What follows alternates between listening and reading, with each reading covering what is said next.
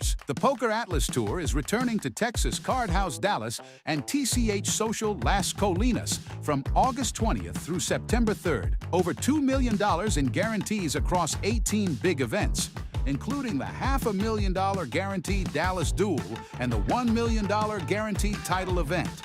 Mark your calendars now. For the full schedule, visit TexasCardHouse.com and the Poker Atlas app. Ridiculous thing I think I've ever seen.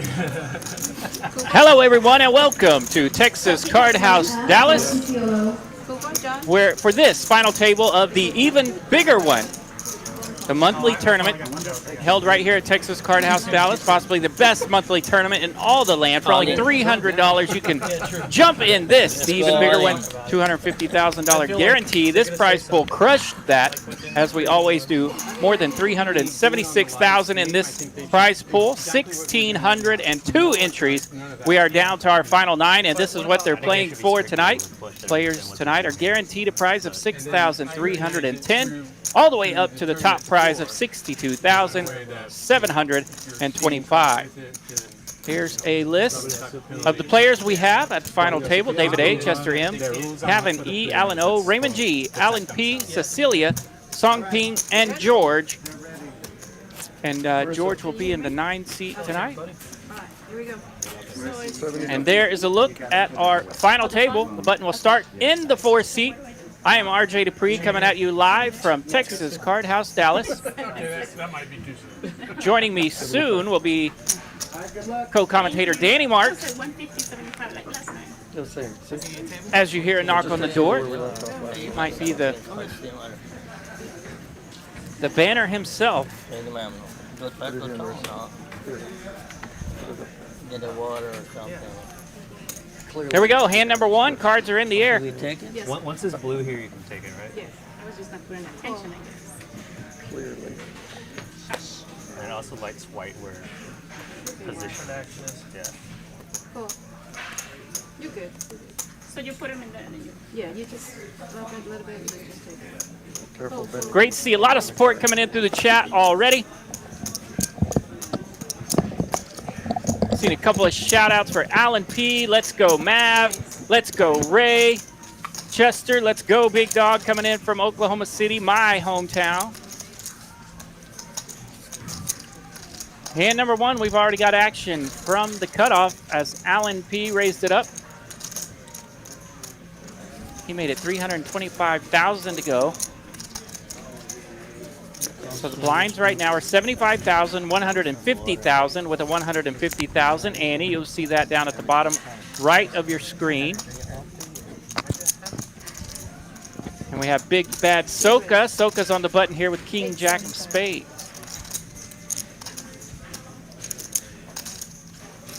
Cecilia with a King Jack offsuit of herself. She's in the small blind here.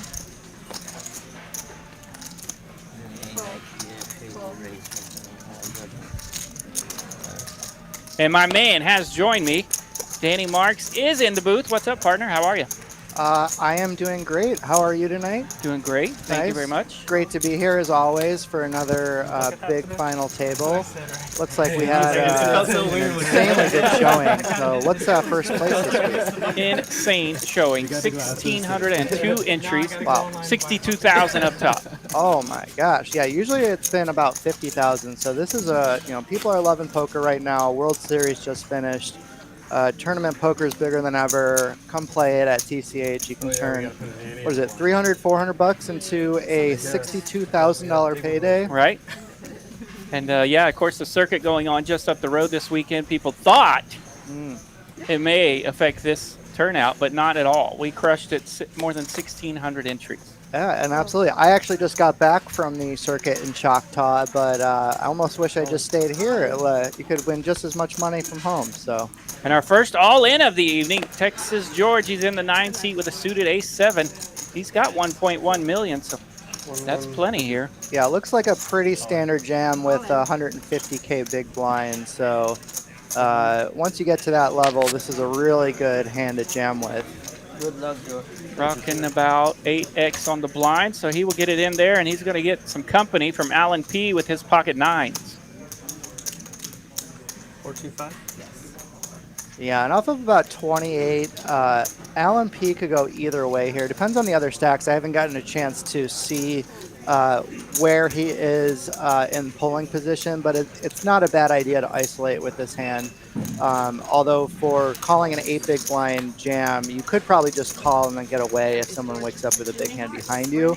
But again, it just depends on what the hands are behind. But pretty standard spot here from both players. Here we go, suited ace-7 taking on the pocket 9s. George at risk here with the ace-7. He will need to find an ace or running cards. Running hard, that gives him a chance. Oh, and the 4. 4 makes a wheel. All the outs doesn't get there. Pairs the board. 9s will hold.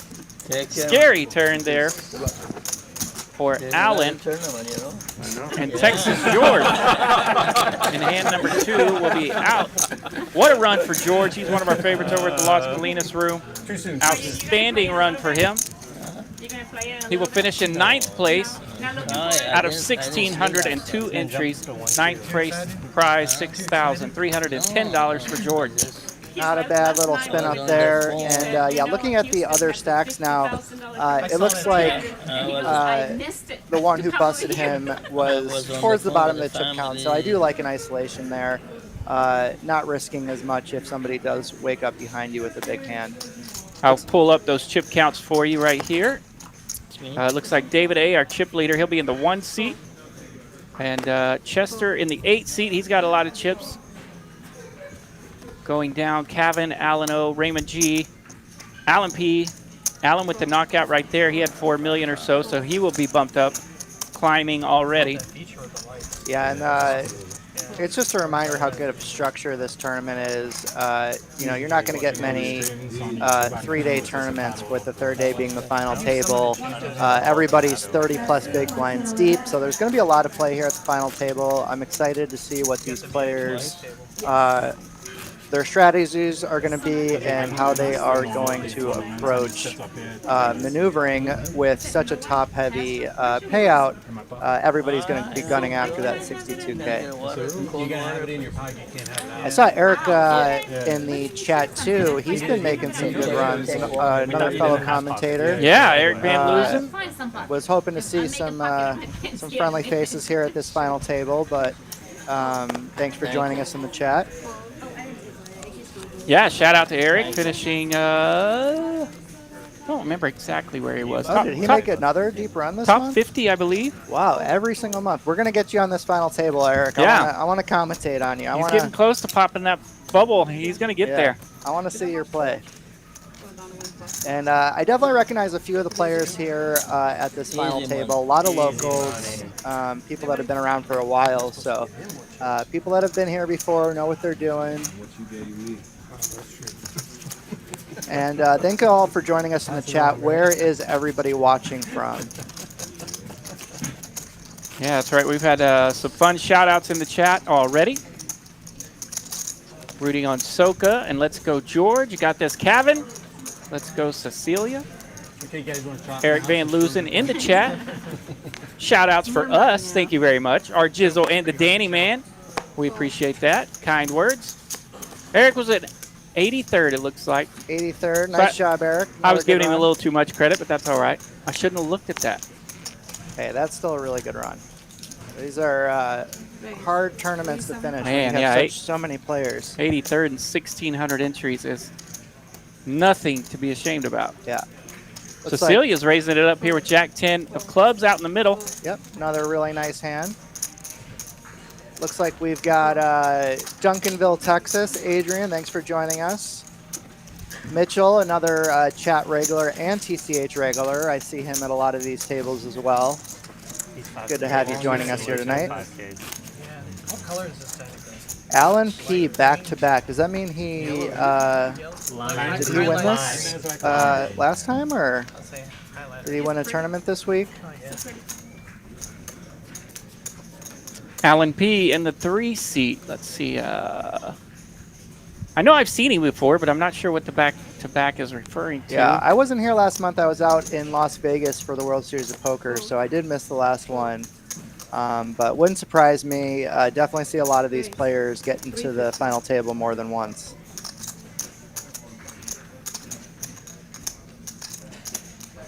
Ouch, Lego. That's always tough, but still a really nice run, finishing in the top 10% there. Hopefully you got a little bit of money back. Same with Mitchell here, 51st. That's another really good run. Come. So David A is going to come along here with his suited King 3 on the button. And we've got Dina in the box. She runs a tight ship, really good dealer as well. TCH is known for really good staff, both with the tournament directors and our dealers. So always nice to be able to be comfortable at the table and just be able to focus on playing good poker. 10-5-5.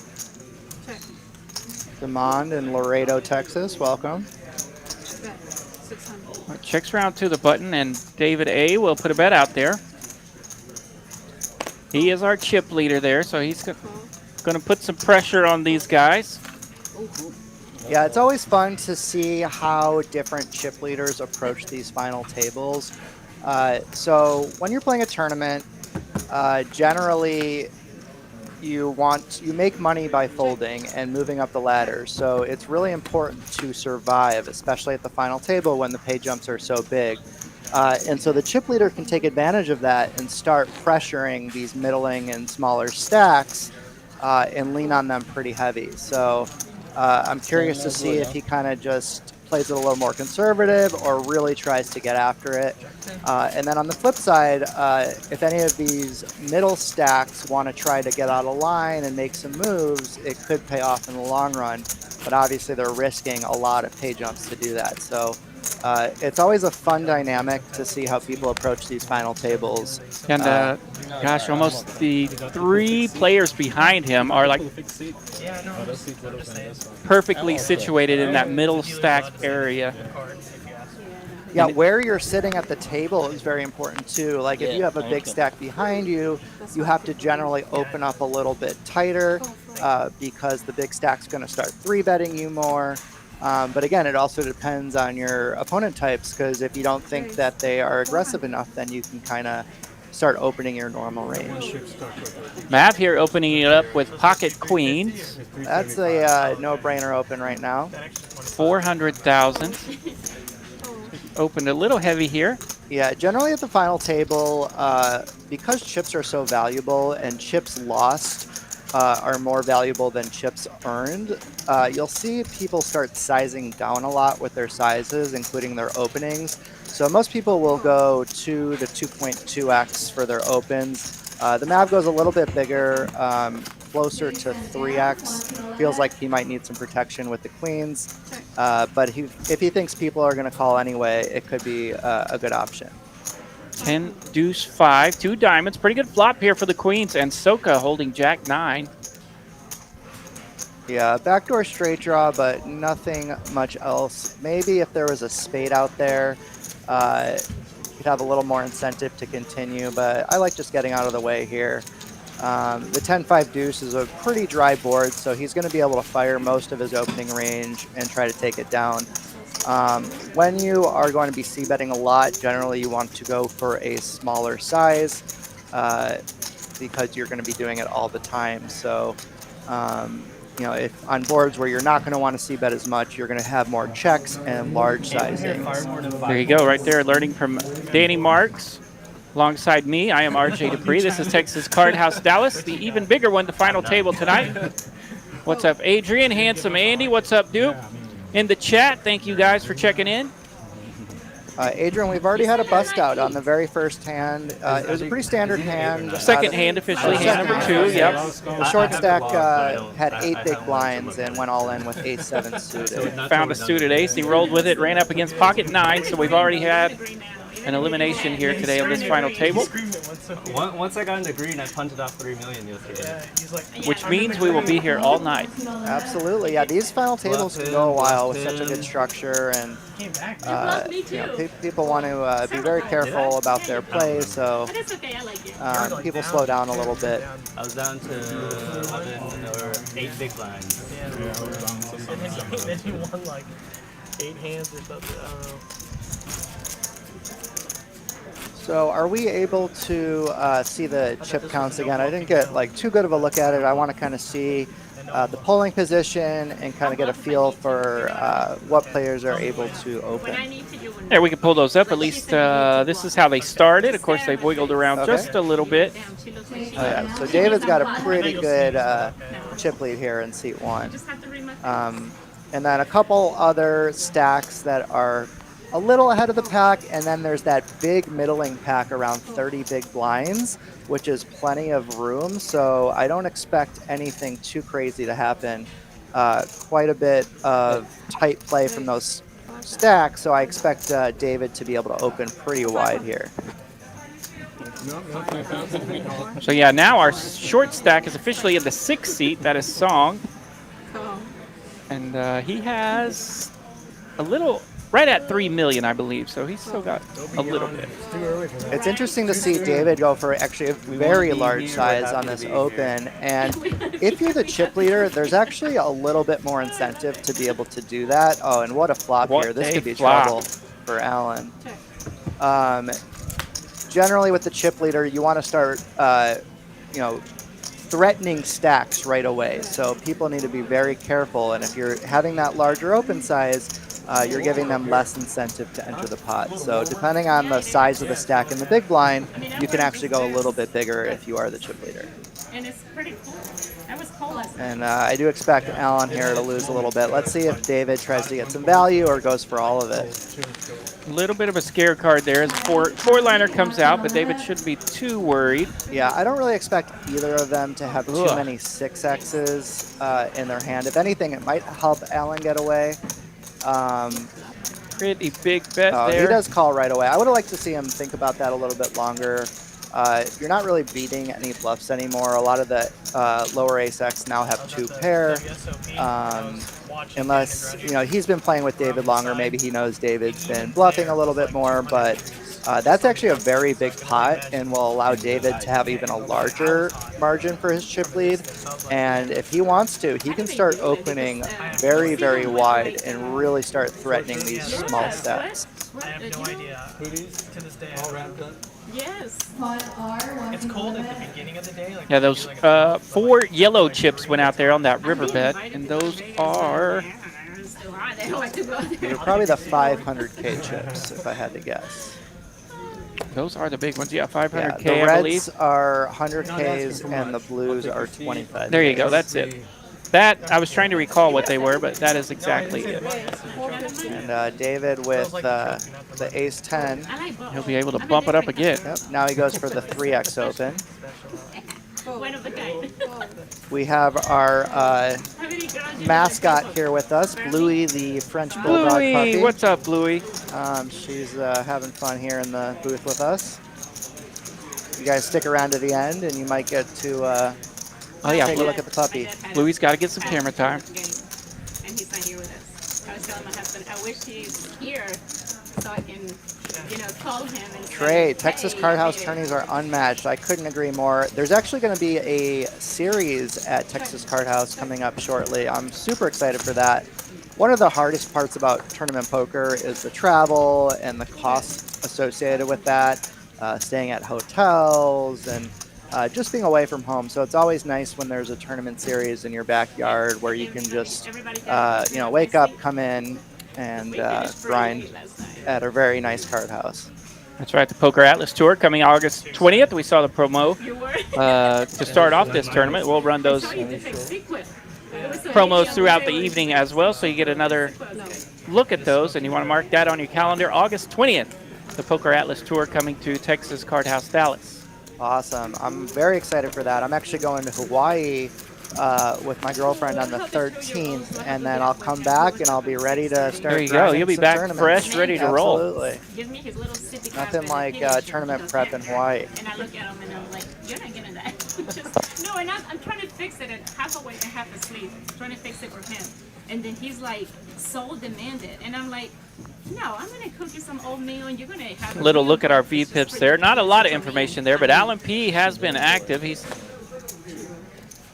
been in 40% of the pots here and just one lap of the button. It's really nice to have some female representation here at the final table. We've been having that a lot. And I just got back from Choctaw. I'm definitely noticing each year more and more female crushers making deep runs. You love to see it that anyone can play this game, and so always want to get more representation here. Yeah, a little shout out to my Oklahoma Megan Moore. I think she was the deepest running female in the circuit event, main event at Choctaw, so congrats to her. Yeah, I saw her out there. Wish her good luck. She's been making a lot of deep runs, actually. From nothing too. Very nice player. Little chips, pass it out, and then you cut like $1 million in a very early stage. Oh, sorry, Andy. We're actually going to be back here for the. Oh, they're coming back in time. Yeah, that's the little prep is going to be in Hawaii, and then we're going to be coming back. Yeah, you can.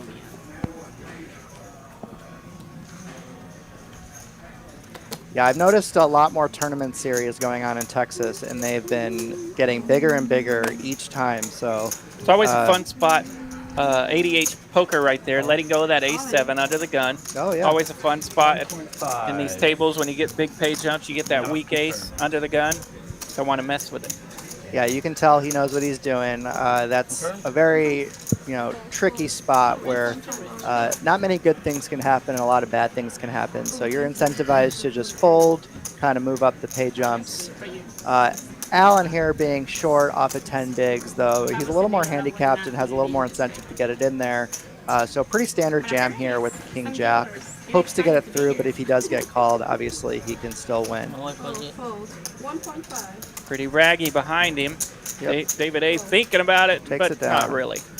And, I mean, you can see right there how valuable it is to win the blinds here. He shoved 10 bigs to get 2.5, so he increased his stack 25% just by taking it down pre-flop. So the blinds are very important here in tournament poker. Always spell it wrong. L-O-E-N. The last name way? I've actually, I've only met Allen's like that, your way. And I feel like a double L. Hand number 14 of this final table. It's kind of like Sarah. When people say Sarah, So like, those of you in the chat, how do you prefer to approach final tables here? Do you like to be aggressive and really go for it? Or is moving up the pay jumps more important to you and playing very tight? Always love to hear the different approaches for final tables. There's more than one way to approach them. David A. has a lot of chips, and he has seen a couple of nice hands this time in the small blind with ace-queen. And he just keeps sizing up and up. Oh, well, this time he's in the small blind open, so that's actually a pretty good sizing here.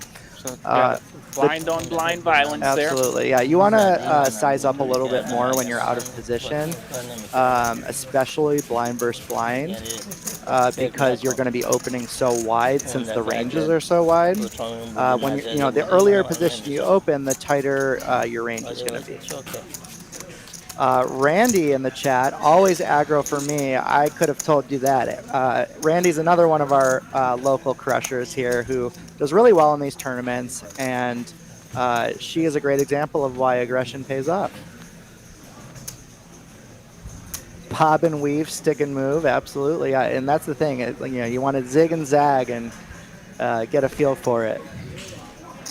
Chaos Poker likes to donk it off. I'm with you on that one. Yep, know that poker book very well. Love Pez's answer. Another OG chat pro here from Pez. Used to play with him sometimes on the stream way back in the day. Yeah, I love his answer. Low stack aggressive, mid stack balanced, big stack aggressive.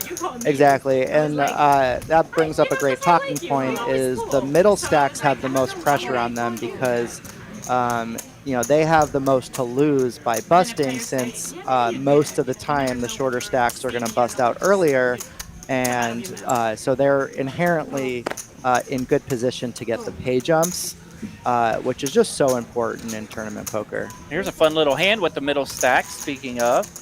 Soka raised it up with King Jack. He gets company from Ace 10 and a pair of deuces. Yeah, and this type of board, the 5, 6, 8 type board, is going to be really bad for the pre-flop opener.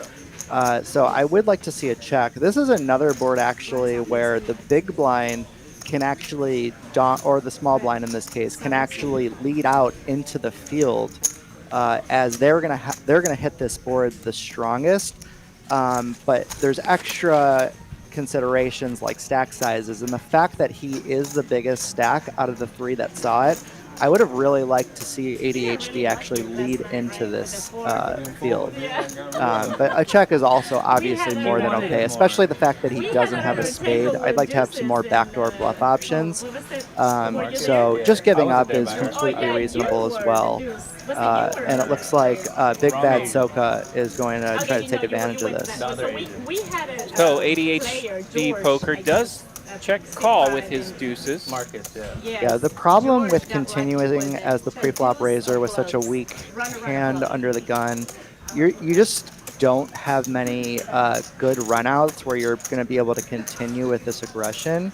And the fact that he's covered and the small blind calls, the small blind's going to have a lot of pocket pairs when they call the raise. And so they're just going to have so many continues on this board, and it's going to be really hard to get it through. But sometimes heart is what it takes, and continues firing. 1.3 million now here on the turn, trying to take advantage of this Broadway card. Definitely representing that very strong. And I expect this to work in this specific case because ADHD has the worst pair. But the problem is he's going to have those 4s through 10s as well. Type hands, and so it's very high risk, but that's why those who are not afraid to put on that aggression are going to get rewarded with some pay jumps. Yeah, nice pot there for Soka. It's always nice to pick up a decent pot under the gun. Absolutely, yeah. And that is one thing. Under the gun, even though that board specifically won't hit you, you still are going to have some of the really strongest preflop hands like aces and kings. So you are uncapped in that regard, but you have to, being able to read board texture becomes very important for hands like that. And this time we have a premium under the gun as Cecilia looks down at kings. Yeah, always feels good to get a premium at a final table. Blinds are up now. We are on a new level, 100,000, 200,000. So Cecilia makes it 500 to go. Yep. And so this is actually a really tough spot here from Chester against the under the gun opener. I don't know with the blind jump if we're quite deep enough to make this worth it, especially with David having a big stack behind can squeeze pretty lightly. So I prefer to just let this go against the under the gun opener. But I wouldn't blame him if he decided to call. Really, really disciplined lay down there with his stack size. Nice lay down there for Chester. And now Soka has a suited ace in the big blind. Yeah, and this is a good spot to just continue to see a flop here with a very strong hand. 300,000 to call. He will make the call. Yep, and you're also against an under the gun open, so she's going to have a lot of very strong hands here. JB3 in the chat. Shout out, good evening to myself, who is my co-host tonight. That is the banner himself, Mr. Danny Marks. Very interesting flop here. Little scary from Cecilia. She's going to go large on this board texture and start committing her stack. She can get it in on the turn. I don't mind this with her stack size, but it can definitely get a little dicey. Always helps to have kings, and she's also got the gutter as backup. So I don't mind her play. I actually would like to just try to bet big and get it in on the turn. So very well played. Cecilia is a super nice player. I always enjoy bantering with her at the table. You know, really happy to see her here at this final table. Yes, a super pleasant player. Always fun to see around Texas Card House Dallas. A local player. A lot of us know her. And we'll be rooting her on tonight. Yeah, and hopefully I can help make the commentary interesting. I've been running around all day. Just got back from Choctaw, picked up Bluey, so I'm a little, my brain's still catching up a little bit. A little antsy from running around. Yeah, hopefully we can have a good final table here. And, you know, if any of you guys have any strategy questions or just general poker questions or about TCH, we'd love to hear it. We want to interact with you all in the chat, so feel free to pick our brains a little bit. In the middle of the hand. So this hand 18 of tonight's final table, awful raggy, so it folds around to the small blind where Soka holding Jack 8. That's right. They told him he couldn't show his card. But he was still tired. No, the hand was over. Yeah. The hand was over. If it's not over, Soka will raise it up here from the small blind with he couldn't show his card.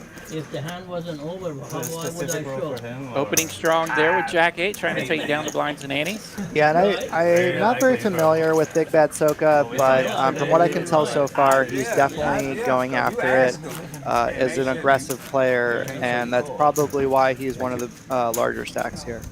I'm not worried when the hand is sold. Definitely, that's how you win tournaments. So there's a look at those current player stacks. David A still holding the chip lead, 13.7. Alan P and Song Ping down at the bottom. That is our 3 seat. Alan has 1.4 million. He just made it through the blinds. Song with 2.2 million in the 6 seat. He's going through the blinds now. So it'll be interesting to keep an eye on those shorties in the 3 and the 6. Yeah, so it looks like the 2 short stacks have 11 bigs, and then I think it was 8 or 7.5. So those 2 are in danger, but everybody else has some room to maneuver. Whoa! Oh, okay. I thought Chester folded the 10s there for a second, but he's just thinking. And his 5's upgraded. This time he's looking at 10s. Yeah, like what I just did. This is another player I've played with, but it's been a very long time, so curious to see his approach. And he still has plenty of chips behind at 7.8 million. He's made it 450,000 to go. Yeah, and off his stack size, I really like this opening amount for 450, 2.25. I used to call it 2x and a stinger, but nowadays everybody is so sharp. I'm gonna have to nail it down to exact, I guess. Well, sometimes doing math live on the air can always be a tricky proposition, but we'll try. I don't always get it right, but we got RJ here to fact check me. Yeah, 2x and a stinger. Sounds good to me. That way I don't have to fact check.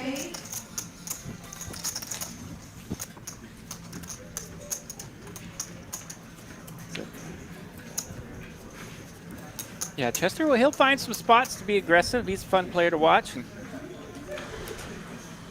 that's the thing with these tournaments. It's about being able to switch gears.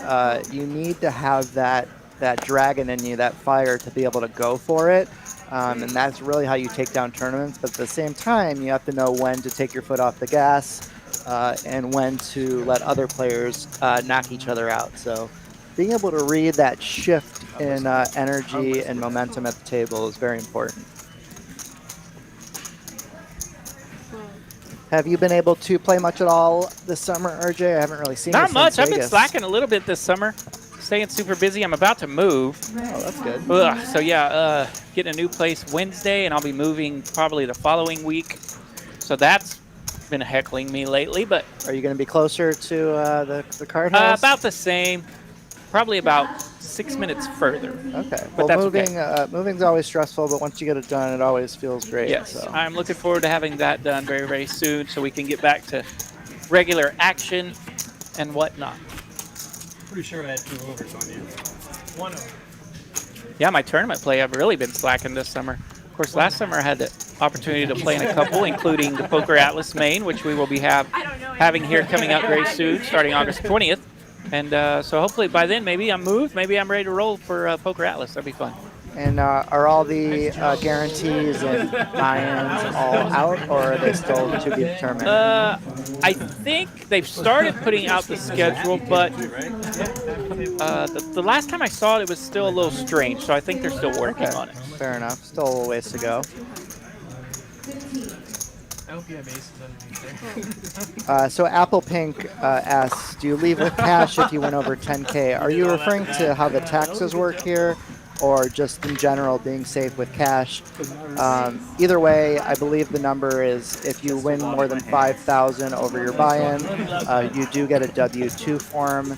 And then as far as cash goes, we do have player boxes here for safety, and then you can always have a security guard walk you to your car. we always recommend, you know, extra caution, go straight to the bank, deposit it. Just be smart out there.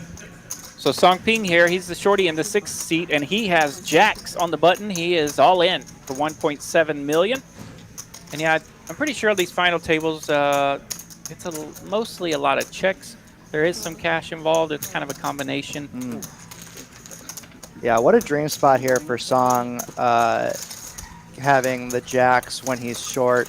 And that's a really good example. You saw Celia, she just opened almost 3x, and she doesn't have a large stack and then had to fold after that. And so that's why you want to give yourself a better price and just open to 2x off of her stack size. That way, when she has to fold to a rejam, she saves an extra 150,000.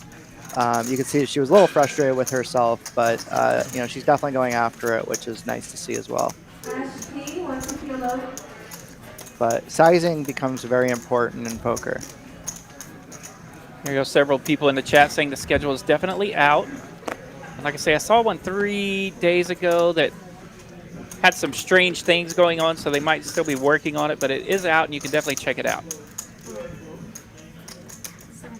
Cecilia has ace jack this time. She's got a little more premium hand, which makes it 700,000 this time. Oh, my bad. Yeah, it goes even a little bit larger, 3.5x. You also want to be careful sizing according to the strength of your hand. If you change your opening sizes, people can start getting an idea of what types of hands you're opening. Maybe you're weaker when you open smaller, and you're stronger when you open larger or afraid. So it helps to have a formula for how you open. Generally, what I do, especially at a final table, is, you know, I'm going to count how many big blinds I have. And if I'm on the shorter end, I start opening closer to 2 big blinds. And then depending on the position, you can change your amount a little bit. But you do not want to vary it based on the strength of your hand. So she's made it 700,000 here from the hijack. She gets company. Pocket sixes are on the button. And David A will see a flop from the big blind with queen 9 off. He's the big stack. He's able to splash around just a bit. Jack 9, 5. Big flop here for Cecilia. She has 3 million behind. Yeah, really great flop here for Celia. David leads out. David flopped middle pair and leads out enough to put Cecilia in, but she has a hand here. She's flopped top. Yeah, very surprising, and it just goes to show you again, like, why sizing is so important. You don't need to put yourself at risk that much, and it's a really good spot here for Cecilia to double up. Queen does pick up a gutter ball here, but a deuce, big old brick on the river. Yeah, now she's going to be second in chips, I believe. Nice pot here for Cecilia. Yeah. And David can still start threatening her stack with a small size and kind of feel it out and play out turns and rivers. So you don't need to just overbet jam right away, putting all that pressure on when they're. It basically makes your opponent's decision easier. So now she can continue with all hands that have him beat and fold all hands that are losing. So whenever you allow your opponent to play perfectly, it is not as good of a strategy as making them indifferent to what decision they want to do. So we're always looking for that point of indifference, and small sizes on that board are going to accomplish that.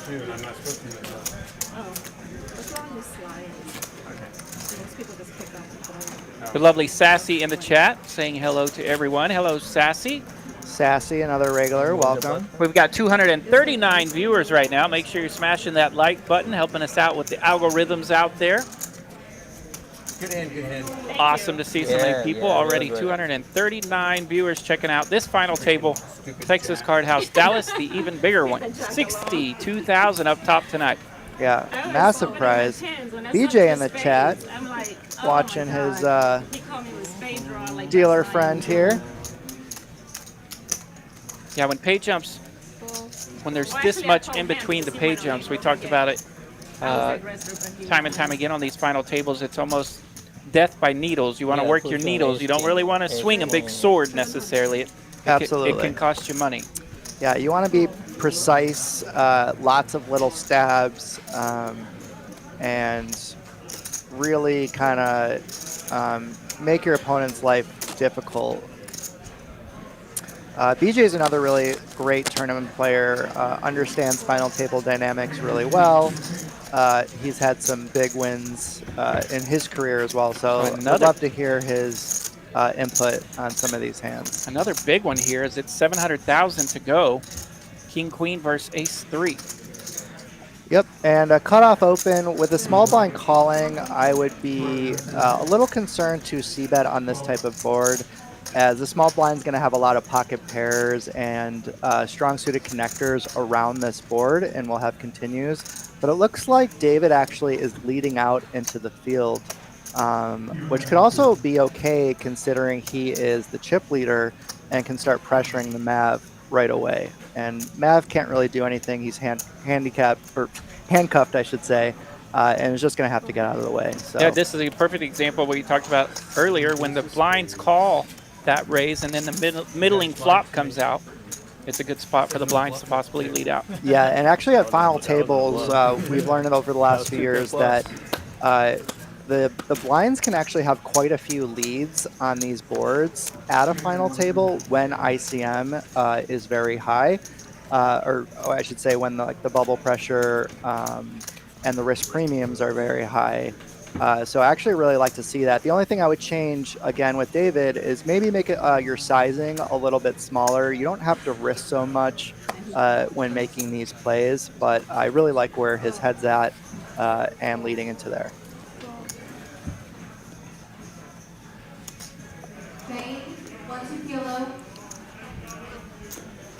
Handsome Andy, I'd love to get Casey in the booth as well with us 1 week. You know, she's very busy, has a lot of big opportunities of her own, but she misses commentary. So maybe one day we can get her in here as well. For sure, she has cranked it up out there on the marketing tour. She's getting to play in a lot of fun games and social media savvy, and she's definitely been fun to follow, especially if you've been following her for a while and got to see her journey. She has turned into a rock star. Absolutely. She's, works on her game more than anyone I know and has really broken out over the last couple of years with a lot of really big tournament wins. So, love to see her crushing it, and I'm sure we'll see much more of her in the future. My dad got to meet her at Choctaw right before her back-to-back bracelets. Oh, nice, yeah. And my dad, he's not a gambler at all, and doesn't know what a big blind is necessarily. But yeah, it was fun that a couple days later he asked, he's like, "Well, how did Casey do?" And I was like, "Well, I think you turned her into a star, Dad. Yeah. She just went back-to-back bracelets. She's crushing it." So he was fired up to hear that. He was excited. Very nice. Yeah, she'll be here. If you guys want to play with Casey or myself, we're going to be here for the Poker Atlas Tour in August, so come play with us. There you go.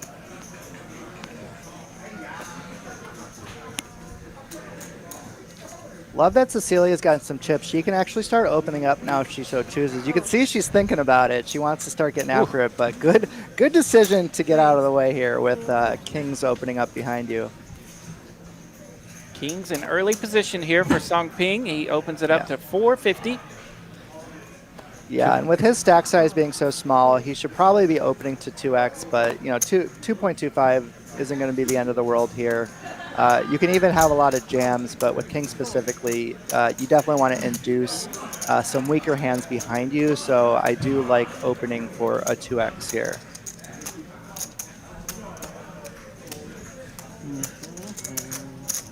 Big bad Soka in the big blind. He's got pocket tens here. It's 250,000 to call, facing the raise of the short stack in the 6th seat. Interesting spot. And yeah, BJ, I completely agree with you. I do change it a little bit for this type of player pool, where I don't actually, I use solvers as a guide, but change it quite a bit for the types of player pools that I run into over here. But for the most part, I am also going to be opening 2x. So Soka does always throw in the 3-bet here. He's raised it up to 1.3 million. That opens it up for Song. He's all in now for 2.7 million. Yeah, really great spot here for Song. He was at 7.5 big blinds just an orbit ago. Got almost a double up with those jacks with the 3-bet, and now in another great spot with the Kings here. looking for a full double this time. And with 1.475 already in the pot, there's nothing he can really do. Doesn't love it, but hopes he's against a hand like ace-king or ace-queen. Yeah, Soka tried to isolate there from the big blind with 10s. Unfortunately, he is up against a monster. Song is all in for 2.7. He's at risk. 7-5. Kings versus 10s. And BJ, I did also mean the effective stack, not your stack. So generally, I take the average stack of the chips behind, or the stacks behind me, and I give a little extra weighting to the All blinds. clubs. That picks up some outs here for Soka. Oh, always. And a Oh, 7 of clubs on the turn, and that will that's always tough. eliminate Song Ping. Good luck. The red kings go down to the clubs. Good game, Song. You know, he gave himself the best possible chance to spin it up. Got unlucky. What a spot there for Song. Couldn't avoid the run out. 4 clubs on the turn. And just like that, we're down to 7. Song Ping finishes in 8th place.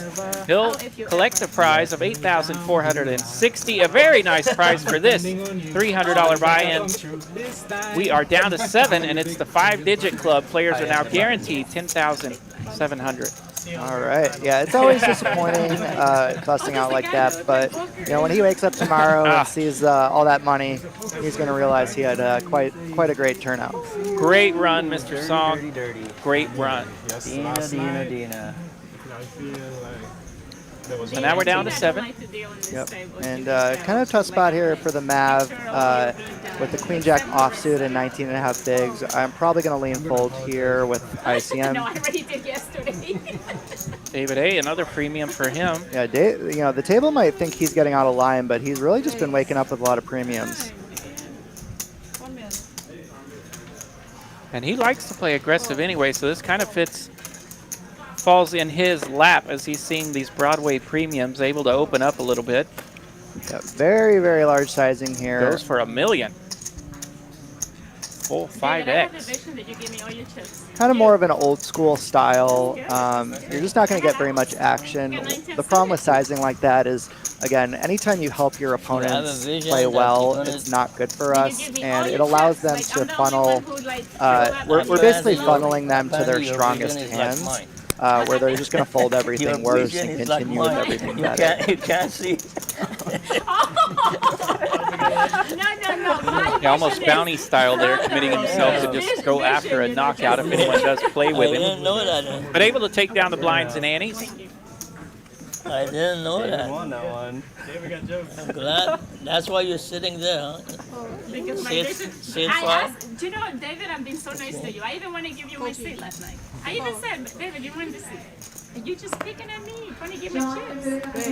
Evil Avi. Good luck. Good luck. All in. Good luck. 975. Less than $1 million. Wait. Coin flip. Wait, hold on. I got a perfect thing for this. No money out of your pocket. The flip. All right, we have a fun little spot here. No fun. The hijack and the cutoff, they're going to look it up. Alan P in the cutoff, he's got king, queen, he's all in. 975,000, so he is down to less than 5x. He needs a king or a queen. He's up against 8s.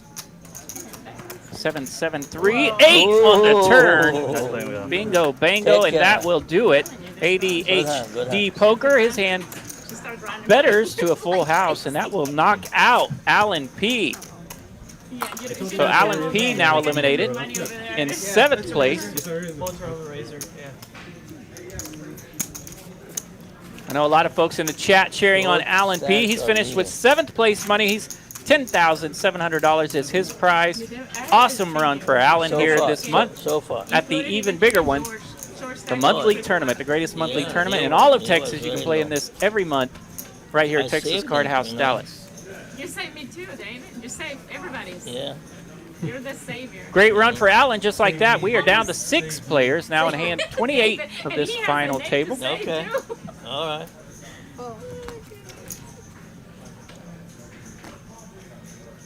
Soka in the cutoff. Queen 10 of hearts.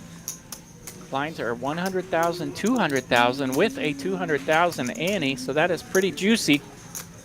Raise. 625. So good with quite a bit of chips over there. He's up to 9.5 million. Able to open here with the Queen 10 suited. Mav in the small blind, 8-5 offsuit. Probably feeling a little antsy over there, but he's still got plenty of chips to hang on to. He's got 3.4 million. When is the break? So he's nearing that In 2 hours, 1 hour, 34 minutes. Really? 11x, 12x danger zone, but now that he's made it through the small blind, he'll get at least another lap of the button here before it gets crazy. I'm gonna miss my blinds. Well, you can afford it. Right now, you can afford No. it. Say you'd be saving all of it. No. Thank you. It's when it gets to 500, 500. Thank you. Chester here trying to decide if he wants to mess with this King 10 offsuit. All right. And indeed he does. He announces a raise. Re-raise.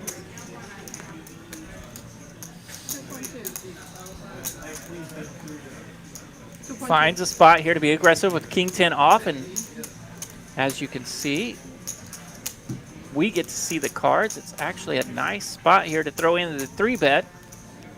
2.2 million now to go.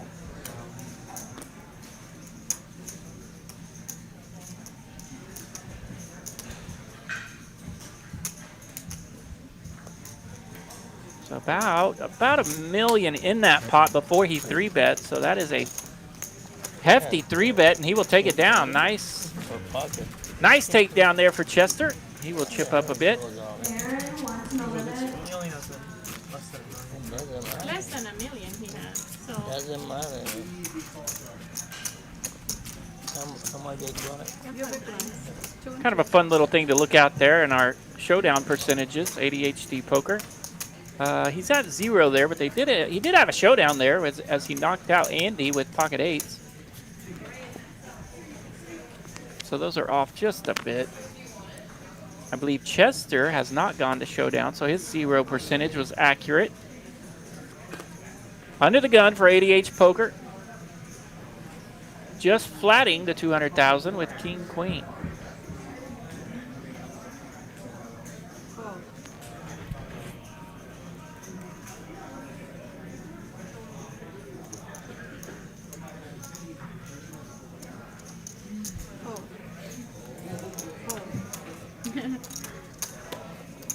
I went all in with that hand, and I lost my big time tournament. I play already in the finals. The hand that I just folded, option, I tried to bluff with it. 3 players. But dumbass called me with a pair of deuces, ace kicker. Can't believe he did that. It was like so much money. Like no. 973 Rainbow, top 2 here for David A. Letting that big blind in for cheap, and he lands top 2. Chester I guess I'm the only one. has 2 overs and another gutter. No. That's it. But I mean, I was happy. It was some plays, and I played it the way I wanted to. It just didn't work out my way, you know.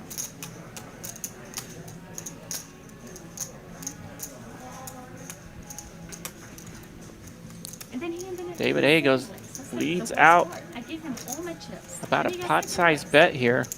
I'm like, if it would have had first place, then I'd go. ADHD Poker limped with King Queen, and he's not ready to go away, but he's in some trouble here. That's it. Chester folds. Another 7 on the turn. David A full house now. He will check.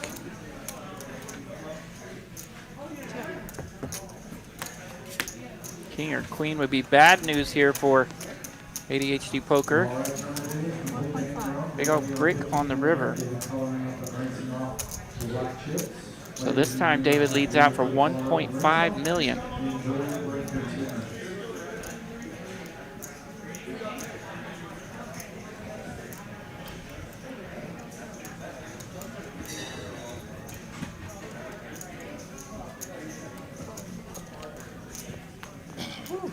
ADHD Poker leaned a little bit there as if he wanted to try to win that pot, but decided against it, and rightfully so. David shows the full house. And his big stack gets bigger. He's now up to 12.6 million. Soka at 8.9, Chester at 8.3, Cecilia over 8 million as well. So these stacks have quite a bit of chips in them. They're leveled out pretty good. Mav there in the 7th seat. He's our shorty now with 3.4 million.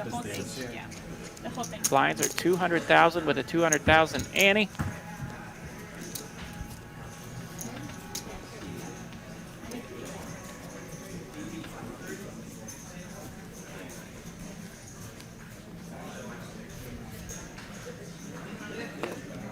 $244 viewers this Texas Card House final table. The even bigger one, $300 buy-in, 1,600 entries in this bad boy. We are down to our final 6. He was so nice too. Raise. 600. Oh. Danny walked out. Danny is out. Bluey needed a visit to the grass, so Danny is out walking Bluey. He'll be back shortly. Left me to hang out with you guys, but we got that.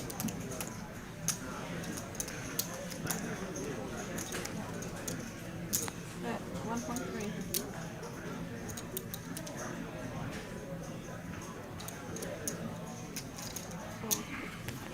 So David A. in a position to bet first. He does bet first, and it takes it down. No connections from the big blind, and he will take down the blinds and antes.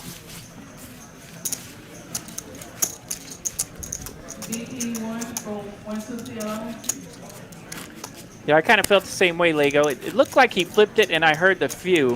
Whew! So I definitely assumed that he showed it. I didn't get to verify 100%. But it did look like he flipped it there, and heard the same noise that you did. All right, Cecilia under the gun. We're 6-handed. She's got 10s. See what kind of sizing she wants to go with here. She's been putting a little extra juice into her opens. So she will go with 650. 3.25x, definitely a little hefty here.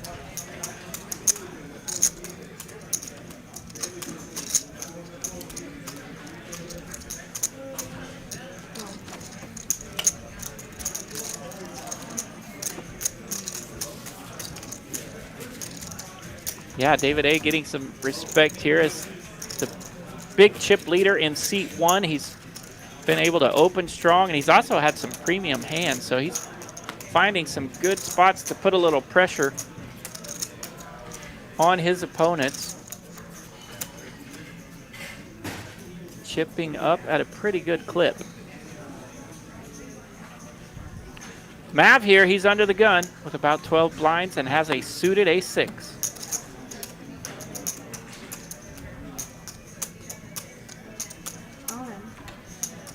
Pardon me, that is 16 blinds officially. And he is indeed all in. Suited A6. Under the gun. Pretty standard jam there. Soka will let go of his ace. The dirty diaper in the big blind, that's not going to cut it. So Mav picks up blinds and antes here, and he'll get another lap of the button. Staying at a healthy level.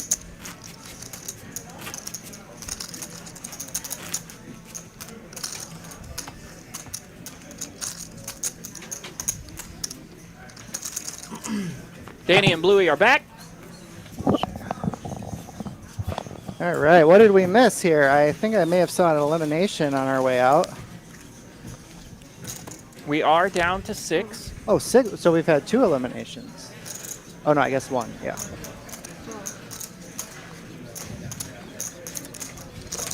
And this time, Big Bad Soka on the button with queens. He's had some strong opens here, so let's see what kind of sizing he wants to go with. And generally, it's pretty common with final tables because the short stacks tighten up a lot going into the final table with the big pay jump. that there'll be a few short stacks, and then there's usually a couple bust outs right away, and then play slows down around 4 to 6 handed. So as the stacks start getting a little bit deeper, I wouldn't be surprised to see things kind of slow down and even out a little bit. We saw a suited ace-6 under the gun. He jammed with 16 big blinds. A suited ace-6? Yeah. And did that get through? It got through. Yeah. So I think we're a little too deep with 16 bigs to want to jam that. That's another issue where we're not going to really be in good shape when called. They're going to be calling with hands like 7s plus, where we'll only have an overcard or a dominating ace. So I do believe that it is too big of a jam under the gun. Now, if we're in the button or small blind, it becomes a little bit better, as now we are up against only 2 hands or 1 hand. But I think it's a little bit too big under the gun, because now we got to get through all 5 players, and it's easy for one of them to wake up with a big hand. And I think even on the button, I would probably still just go 2x. You could also develop a limping strategy. There's a couple options, but it's definitely just either fold or go 2x open, but I'm probably just leaning fold, honestly. It just doesn't play very well post-flop, the ace-6. I'd much rather have like ace-5 or ace-10, and then as you get shorter and shorter, those high cards matter a lot more, so that 6 is just really hurting us.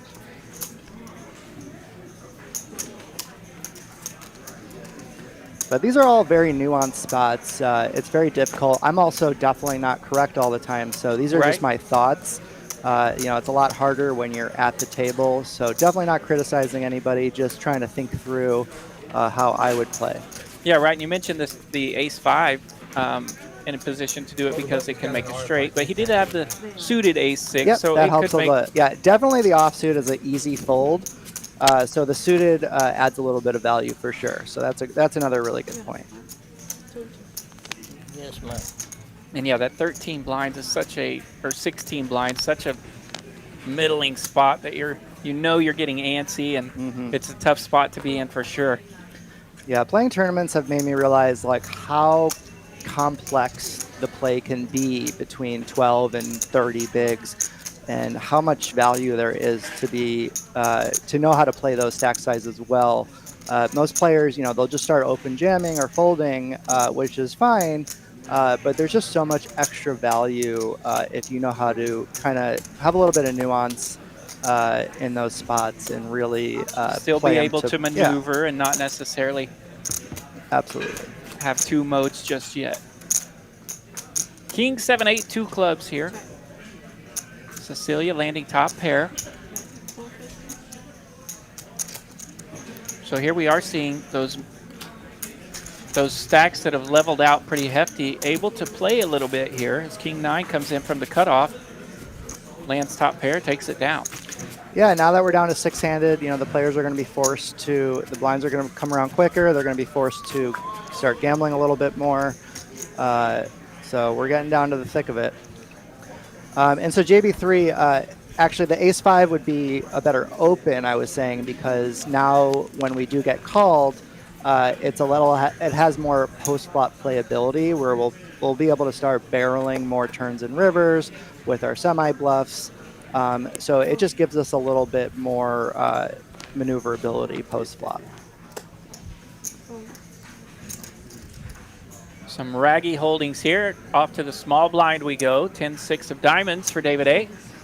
Another really important part about you know, tournament poker is, especially at the end, it all comes down to blind versus blind play. So really knowing your ranges for button versus blinds or blind versus blind becomes really important. And as the chip leader, David can really start pressuring in those spots. So I really like to see him open that 10-6 suited there.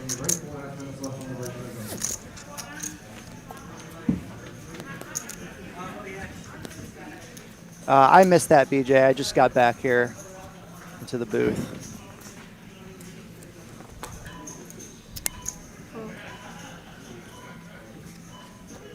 Here we go. Mav now with ace king. He's in that spot again with 3.4 million. Yep, 17 bigs. You know, this is another spot where we have such a strong hand that I like to go 2x and try to induce action for more hands like ace jack, ace 10. Or if we start to jam a hand like ace king, those hands are going to start to fold. And so we don't want to lose too much value. So we want to go pretty small here and try to get some action. It's such a strong hand. That being said, the offsuit variety does make a slightly better jam. I'd rather induce with the suited version, but with 17, we definitely want to go for a 2x open here. So he does induce a little bit of action as Soka will defend from the big blind with 6-3 of clubs. Jack, jack 8, 2 diamonds.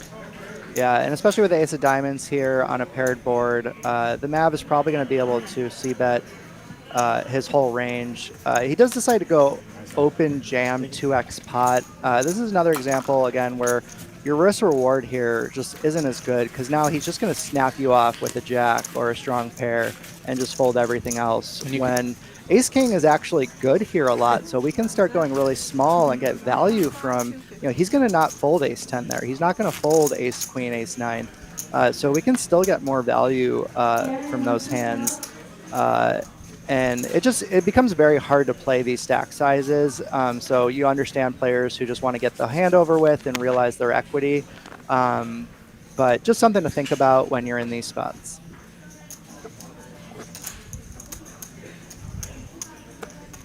But nice hand from the Mav, does pick up a nice little pot. Made a little extra. If he jammed, he would have just taken it down pre, so he got that extra big blind. Yeah, and I'd really like to see David start opening up his game a little bit and start opening hands like this with such a dominating chip lead. And you don't have to go very large, but you can really start pressuring everybody with some 2x opens. And he has gone large here from the cutoff, 900,000. And that's a great example. He just got ace 9 to fold behind, so he's you know, able to start pressuring. But I think 10s is going to be a little too strong. But even in the spot, like, against such a large open too, his stack is already at risk. He's going to be out of position. So, you know, he's going to be entering a big pot here. Obviously, it's too strong to fold, but I would be weary about raising, and so I do prefer a call here. Also, he has one of the larger other stacks, so he's trying to play pot control right away. So, yeah, 2 big stacks going at it here, and one of them has been very aggressive, and the other has been more pot-controlled variety. Yep. Yeah, and that's with Big Bad Soka's hand, I would be trying to get my hand to showdown right away. I would actually check again, trying to get David to start bluffing with his worst hands. One of the problems with betting here is he's probably going to fold most of his range. He did connect on the 4, so this might be one card that he will continue on. But again, the sizing makes it a little difficult being such a large size. Let's see what David decides to do.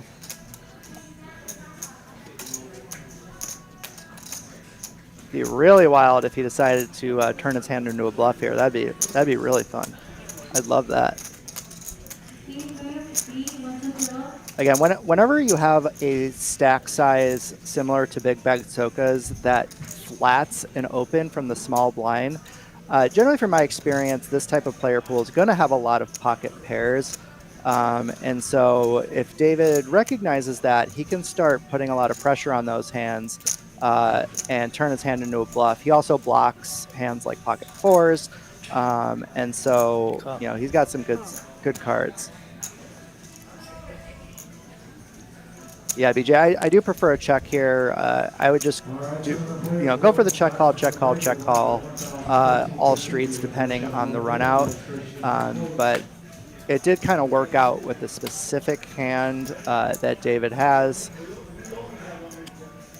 So with the call on the turn, puts Soka in an interesting spot here. 4.6 million in the middle.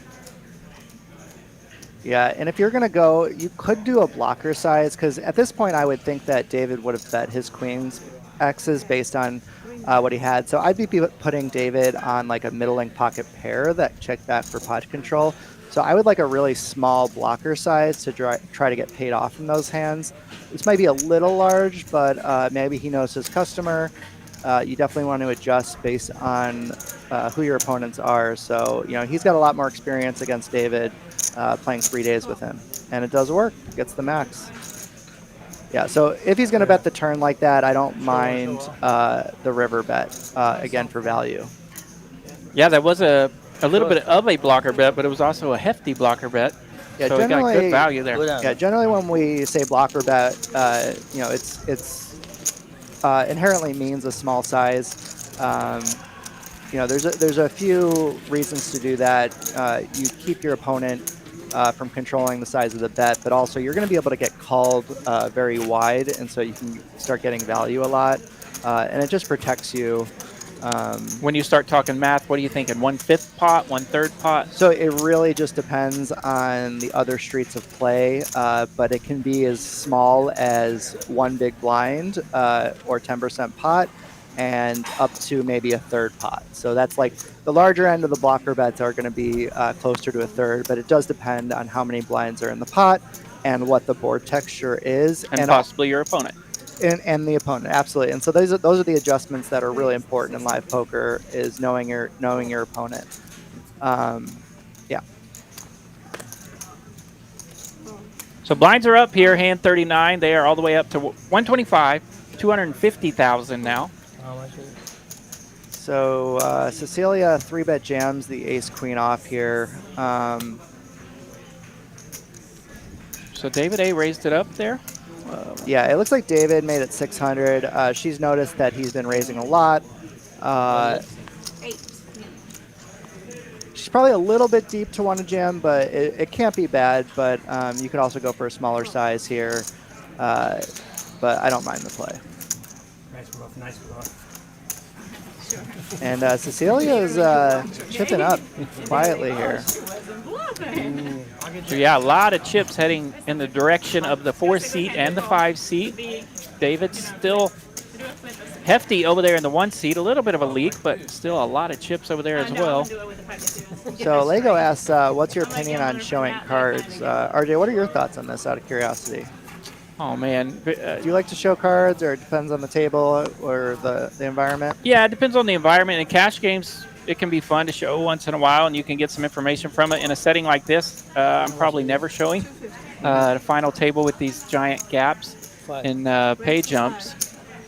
I think we saw a full house get shown earlier from David A., and he's very active. So a player that might wants to get a little bit of credit. A player that might get a little credit. Yeah, you know, sure, it makes sense from David. But myself, I don't think I would be doing it here.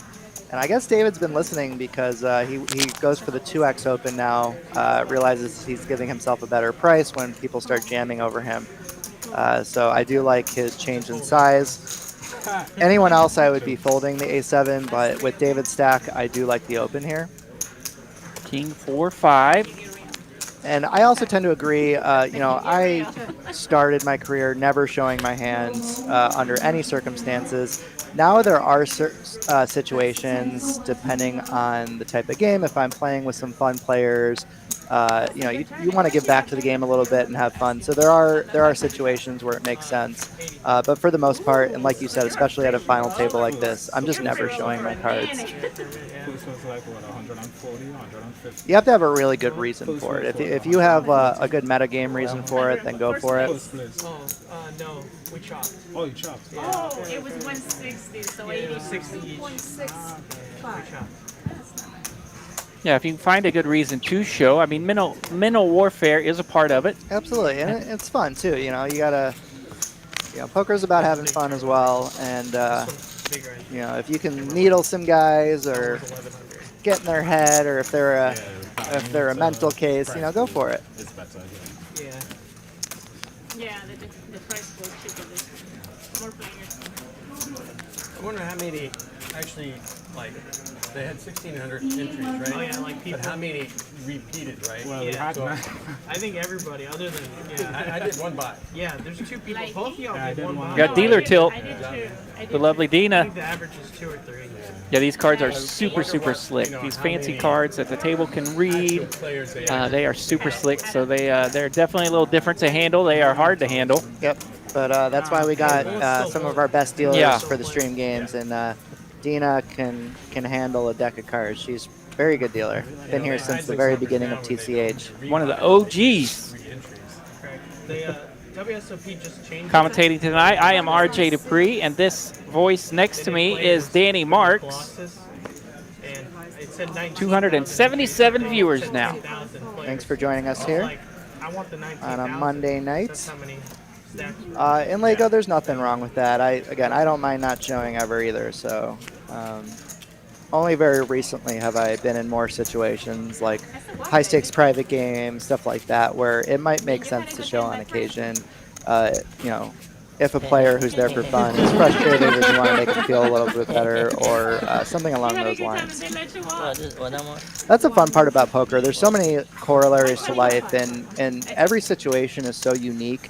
And navigating through all that it's all a giant puzzle for me, and you want to be thinking about all the different variables.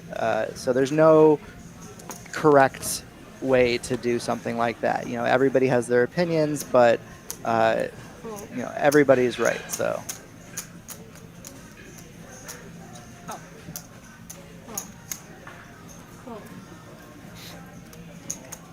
JB3 picking on me. Is that why I'm in the booth? I didn't catch the needle, but yes, probably. You're probably right. Well, hey, I'm here too. So, Choctaw kicked my butt this weekend. Usually I run really good up there, but, I gave a little bit back to the prize pool. Fun little hand here. Chester on the button with 3s. He's raised it up to 600,000. ADHD over there, and the big blind with King Queen. Yeah, so I think the fact that Cecilia limps and Chester has the button here, I think this is actually a really good spot to limp behind. With the 3s, you've basically opened up yourself to having to fold a lot of equity now after putting more than 2 blinds into the pot. And that being said, I really love this 3-bet here from ADHD. What day did you? And Chester's really probably not going to be able to do anything other than fold. But definitely put in a tough spot. Yeah, nice 3-bet here from ADHD. Yeah, if Chester limps behind, now if ADHD decides to raise, he doesn't have as much invested, and he'll have a better price to continue potentially, depending on the size. But if he does end up folding, then he saves himself 1.5 blinds there. Yeah, that limp definitely put that hand into motion. Yeah, JB, I'm with you. The good dealers get to handle these slick cards, and I have handled them before, and I'm familiar with that move of letting them slide into the rack, and it's so annoying. So yes, and keep an eye out, because I understand I might make an appearance tomorrow night handling these bad boys. So if I'm out there tomorrow, you can definitely pick on me when I do that. Oh, are you going to do it for the cash game tomorrow? I think so, yep. Nice. Yep, and join us tomorrow. We always have a fun cash game on Tuesday nights. Tuesday night, yep. I love playing in that game. And I believe tomorrow night will be a 1-3 round of each setting. Oh, okay, very cool. So they're changing it up a little bit. The big game crew gets a week off. No, Chester, wake up. 725. Yeah, BJ, I really like the idea of the 3-bet, but again, like sizing is such a complex skill and takes many years to learn. So kind of understand his sizing as well. And how do you feel about just the motion of the game? Like I feel like sizing has changed throughout the last decade, right? Oh, absolutely, and even more recently than that. And one of the biggest changes in poker, I think it was around 2015, is when the PO solver came out, and we started learning. It's essentially a fancy equity calculator and we started learning about how machines would choose to play, and it's only gotten more advanced over the last few years. So the things that we've been able to learn using machine knowledge has really completely changed the game of poker. Players have gotten so good. The players that put in the work learn the sizes and learn heuristics on how to apply those in game. People are really, really precise with their sizings. And I would say sizings are probably one of the biggest things that has changed in terms of what separates the best players from just like a good player, is being able to have really good precision on those sizings. But I think any beginning player should focus more on their opening ranges, their pre-flop ranges. I still think that's the most important part of being a winning poker player, is having a solid pre-flop strategy. So for those of you learning, interested in getting better at poker, definitely start with your hand selection and then go to sizing after that. Ooh, and we could see some action here as Mav has opened it up with pocket jacks under the gun.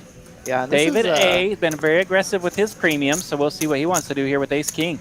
Yeah, and this is kind of the first cooler I've noticed a little bit.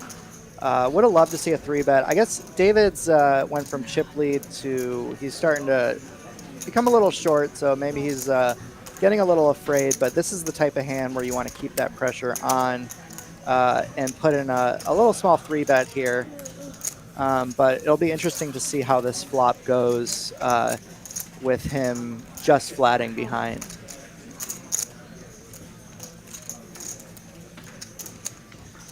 And it might end up making this pot a lot smaller than it could have been, and it also allows Cecilia to get in here pretty cheap here in the big blind with a sneaky little 4-deuce.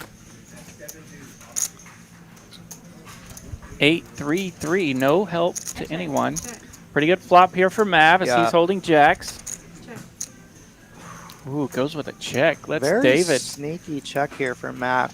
I wonder if he was noticing a reach there. It looked like he might have saw David reach early. That's definitely possible. You know, the things that you can pick up in live poker. I'd love to see. Yep, I was gonna say, if you're gonna check, you definitely want to check raise with this type of hand. It does make a good c-bet, as we're just going to continue to have the range advantage, and jacks do need a little bit of protection. But again, that's actually a really you know, smart thing that you noticed about David reaching. Giving away those physical tells can allow you to make very severe adjustments that will add to your win rate. 4.7. And now David's in a really tough spot, getting a really good price, where he beats all the no pair hands and almost has odds against all the pairs, but definitely not an easy spot. Turn that food spicy. It's almost all of my money. Yeah, so holding about 24% equity here with the 2 overs. 3.4 million, already 8.3 million in the pot. Yeah, does decide to call. Not getting quite the odds, but definitely can't blame him with such a strong pre-flop holding here. And it ended up being the same way as if he ended up 3-betting pre. Right. But, so here we are. Mav's at risk here, trying to avoid an ace or a king. Brick. Jacks will get the full double up with a little bit of change. Yeah, now David's going to be down to just over 2 big blinds. You know, would have liked to see him either play it more aggressively pre-flop or just fold to that check raise. Possibly a little bit of frustration showing because he's lost several hands in a row now, and he went from chip leader to short stack. Yeah, it got a little leaky in that last lap of the button. Nice one. Thank you. And then runs ace-king into jacks, and just like that, yep, you go from the penthouse to the outhouse. Yep, anything can happen at the poker table. And so now he's going to need to spin it up. Really nice hand there from the jacks. No luck today. That's a tough one. Yeah. But you got these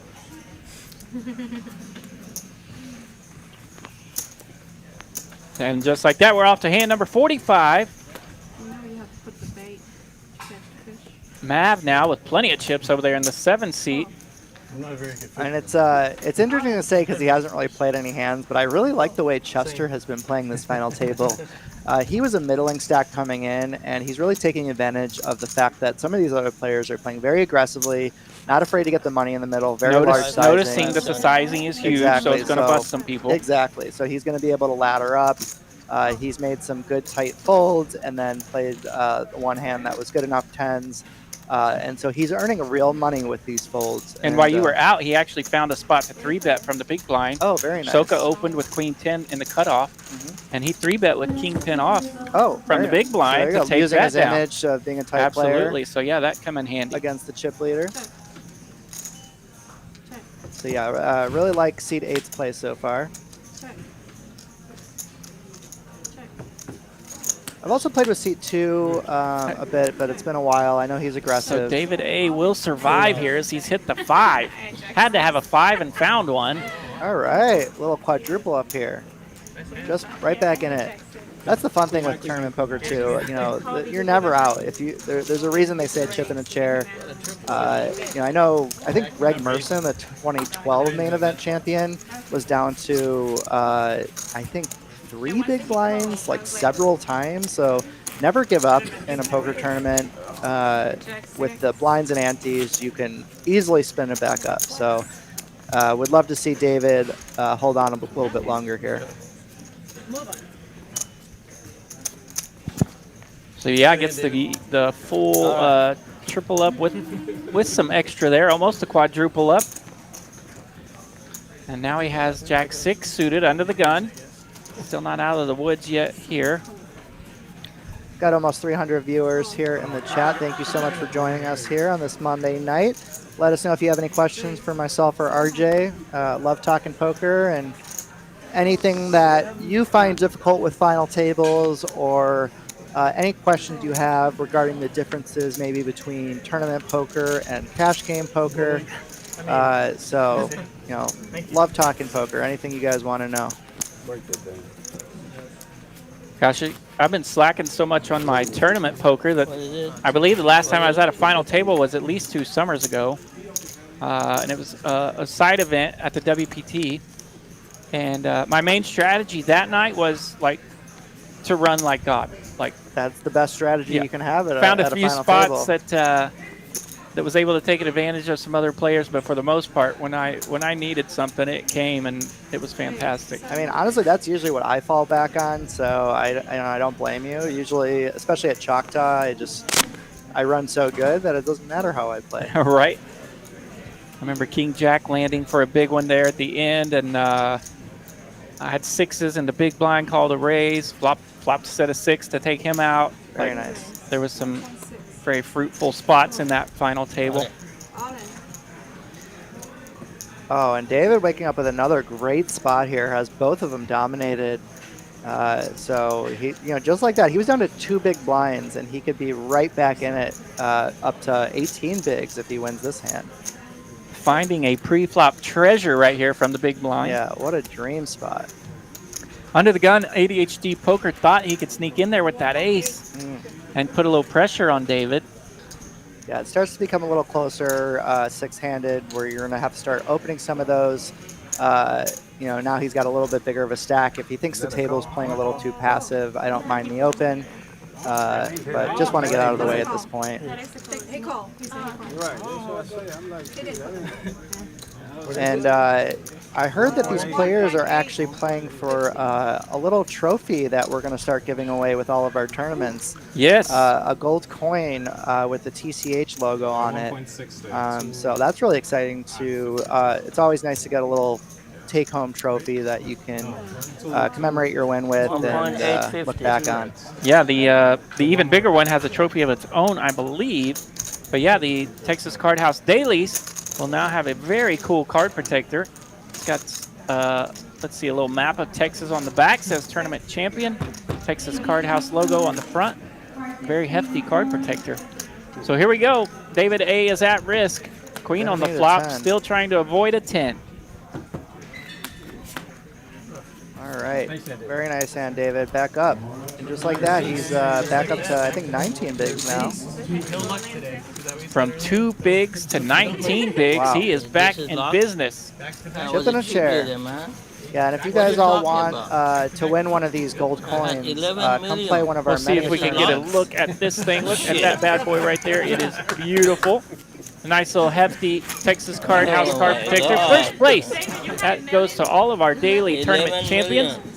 Cool little map of Texas on the back. Yeah. I'm lucky. Announcing that you've won a daily tournament here at Texas Card House. So, yeah, we want to. Those are new and coming into play now. And all of a sudden, nobody needs to see us. Wrong button. All of a sudden, I have the urge to play some tournaments. I want to win one of those gold coins. Bluey wants it. She wants to play with it. I heard little birdie tell me that a special Texas Card House commentator won his first one of those today at LC. Oh, very but cool. I'm not supposed to talk about it. He's saving it for you. If you guys want one too, come in and join us. And I'm not familiar with Big Bad Soka, but I can tell that he's very aggressive, so it doesn't surprise me that he's the chip leader. Chester with a really nice jam spot here behind with the jacks. Wants to take his time, doesn't want to give away any tells, but I do expect him to go all in. You could also choose a small size, but the fact that Big Bad Soka went such a large sizing himself, we might just be incentivized to just go ahead and get it in. He's got about 24 big blinds. Normally, I would just take a 3-bet with this size, a small 3-bet, but at this table, I might just go ahead and jam. There you go. He does go with a raise. Yeah, and for the record, I do think a 3-bet is possibly the better play. Specifically with jacks, you might want the fold equity and just to realize right away, but size is a little bit large considering the stack size. You're going to want to go really small if you do 3-bet, but otherwise you can just go ahead and get it in. It doesn't really matter that much. And for Soka, this spot is interesting as well. Yeah, I think, especially with how tight Chester's been playing. Also, another nice thing is when you 3-bet instead of jam, now Soka has to think a little bit more, because now the hand's not over if you just go ahead and call. So do you want to call and continue? Do you want to re-jam? Or do you want to just fold? And I actually really like this fold. Chester's been so tight and solid that you're going to be up against ace-king and pairs a lot. And so unless you think that he's doing it with a hand like ace-jack, which I don't think he is, then you're just going to want to get out of the way. Yeah, we've seen Soka try to isolate some of the shorties with premium tight hands, but really nice laydown from him right there. And that's another benefit of going really small with your 3-bet sizings, is now you're making, again, it's about making your opponent indifferent to what their decision is. Anytime you can make your opponent's life difficult is good for you. And when you go small, they have to continue wider because you're giving them such a good price. So it allows you to get more value with your stronger hands. But Jacks is one of those kind of in-between hands where I also wouldn't mind just jamming it in pre-flop because you want to realize all your equity. But either way, well played by both players, in my opinion. So ADHD Poker just rips it with pocket threes from the small blind. Yep, and when you're blind versus blind, you can actually start jamming much larger amounts.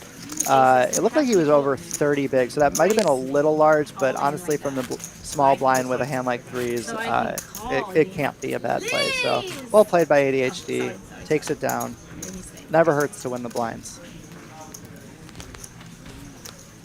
Hey, you were talking earlier how sizing of poker has changed, especially a lot in this last decade. You mentioned like 2015. I think that's about when like the Jason Mercier min click kind of hit social media and everybody was freaking out. And now the solvers are suggesting it every day. Yeah, and that's actually a really interesting point. You know, some of the plays that we saw in the mid-2000s that we would think, oh, this is a terrible play, ended up being surprisingly correct, quote unquote. Right. So it's always fun to see how the metagame evolves and how we adjust. It's still evolving to this day. So That's why they say poker takes a minute to learn and a lifetime to master, because it's such a beautiful and complex game. BJ picking Soka to win it there in the chat because he is in the zone. It has been fun to watch Soka maneuver, and I would agree with him. Soka's in the zone a little bit. Yeah, BJ, that's what I've noticed as well. He's definitely playing the most aggressive and controlled game, and that is a good recipe for success at a final table. Doesn't surprise me that he is chip leading. Oh, yeah, right? It looks just like him when he does this. He keeps saying that. I was telling my buddies like that, and he's like, what the hell? Once you put your hands like that, Yeah. just out the Jesus hair. Yeah. You know? Yeah. I didn't think of that. It's funny, people actually underestimate, like, if you truly played like a solver, they play crazy. So even people that you think are really good and aggressive, like, they're still not as aggressive as a true solver would be. But at the same time, live poker is so great because of all the extra information you have at your fingertips. And so I think there's just so much more value in understanding why we make the plays so we can adjust in real time. And that's why poker's so beautiful. It's a puzzle that we're trying to solve, and it's always unique. So Fun little spot here. Soka on the button with Queen 10 of hearts. Raises to 525. Cecilia calls with King Queen. Yep. Good open here on the button. Good sizing. Tough spot here for Cecilia off of about 30 bigs against the chip leader. So a call's probably fine. She could also do a small 3-bet, but I don't mind a flat as well. King 6-6. Interesting flop here. Both players landing the king. Cecilia leads out. Yeah, and I'd really like to see Cecilia go for the check call line here.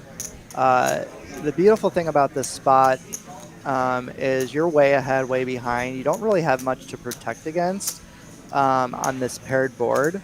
And the chip leader is going to be firing a lot. So you can try to get him to continue with a lot of his worst hands, where he's just going to start folding hands like Queen 10 when you go ahead and take the lead away from him.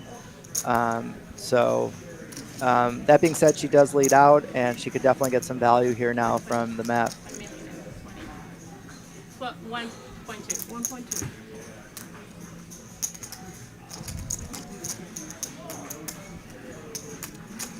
Mav's in a tough spot here. He does have a spade to fall back on, but it's starting to now. You were beating some of the flush draws maybe on the flop that you're no longer beating.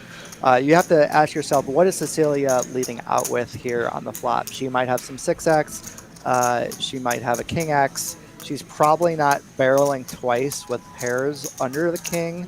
Her flush draw has got there, so I wouldn't mind just getting out of the way now. But it's never fun folding top pair. But with this specific kicker, probably just getting out of the way. I also would have liked to see him fold pre-flop.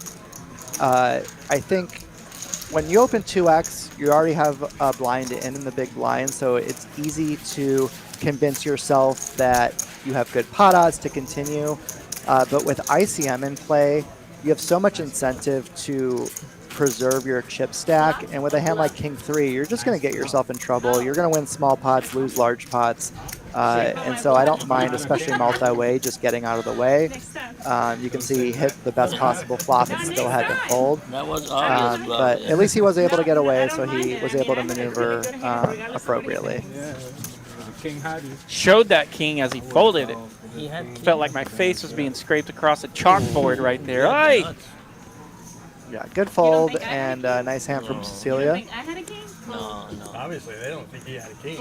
Or 6, or no space. And that's another good example of when you're choosing to lead out, take away the lead from the pre-flop raiser. You don't want to do it based on what your hand is. So Cecilia probably let out because she hit the flop, and it allows your opponents to get a good read on how you're playing, where she should just check in flow on that board and go from there, because you can get a little extra value from your opponent's weaker end of their range that is going to continue. Going into this, I played with half the table, most of the table. That's for you three. So I played with him. I finished the night with him. Finished the night with Alan. I'm pretty solid. And George was sitting on the other table, but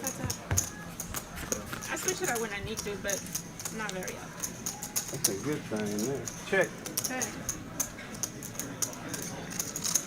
Yeah, right. BJ mentions that Soka's going to open 80% of the buttons, and the frequency of the cutoff raise and the button raise, such a peculiar thing leader, to pay attention to, right? Yeah, one thing that would argue the other way, by the way, I do agree with BJ, it's probably just mostly a 3-bet. But one of the nice things about flatting with a hand like that is it keeps your opponent's dominated range in a little bit. So he's going to have like the King 9, King 8, etc. You know, the Jack 10, or I'm sorry, the Queen 10, Queen 9. Hands that are going to fold to a 3-bet that are now going to make a lot of second best hands when we just flat. But another issue in the small blind is now we're inviting the big blind in, so it's always tricky playing multi-way and giving away a lot of equity. So I would say the standard play is going to be a 3-bet, but I don't mind a flat here either. Maybe flat with the suited variety because it's going to have more playability post-flop and 3-bet the offsuit variety. I like Chester. Very important to be balanced in these spots, so you could have multiple different hand types depending on the situation. Chester has ripped it here, by the way. With I really need a clean double up, to be honest about it. I do. With his queen deuce. Does he have enough here? 1.7 million. Looks like he's turning his queen into a bluff a little bit. Turning his queen into a bluff. Oh, man. And it will be bad timing for Chester as Soka has to make the call there with an ace. Good game, Chester. Chester, congratulations. A great run from Mr. Chester. Happy to see him do well today. And we are down to 5. Chester finishes in 6th place, prize of $12,960. A hefty prize for just a $300 buy-in. Congrats, my man. Yeah, it kind of merged his range a little bit with that jam. I think the Queen 10 is like a perfect bluff catcher. You're going to beat a lot of your opponent's garbage and lose to all their value. So I think it's better as a check call than a jam. So we are down to 5, and we are going to change decks here. Down to 5 players. Don't you love when people say that? We mentioned it a few times tonight. The Poker Atlas Tour coming to Texas Card House Dallas and Texas Card House Social in Las Colinas. Coming at you August 20th. Check that calendar, mark that down. 18 events, more than $2 million in guarantees, with the main event coming up near the end of the month. So a lot of events, a lot of fun bounty tournaments, a lot of exciting different stuff that Poker Atlas Tour likes to do. So it's not just your regular boring tournaments. It'll be fun stuff for sure. So you want to check it out. Absolutely. And we always crush these guarantees, by the way. So this is become a world-renowned poker room. People travel here from all over the world at this point. So guarantee, schmarantee, we got that covered. Yeah, if you want to really win some big prizes, come on, join us for this. Down to 5-handed. Pay jumps are getting pretty big.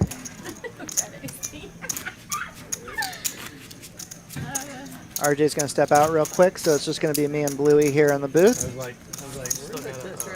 Bluey is quite the poker player as well, poker playing puppy. She made a final table with me. Possibly the cutest dog in the world.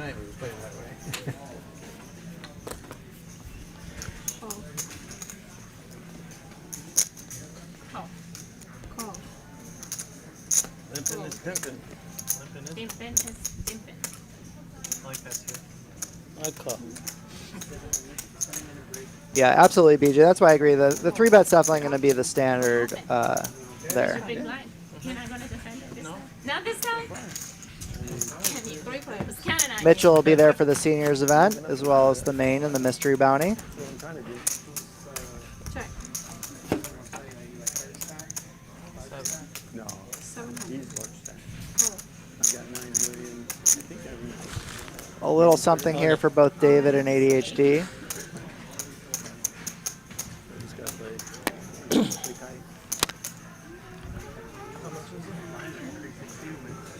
Yeah, tough spot here. He might think David's getting a little out of line with his constant overbetting.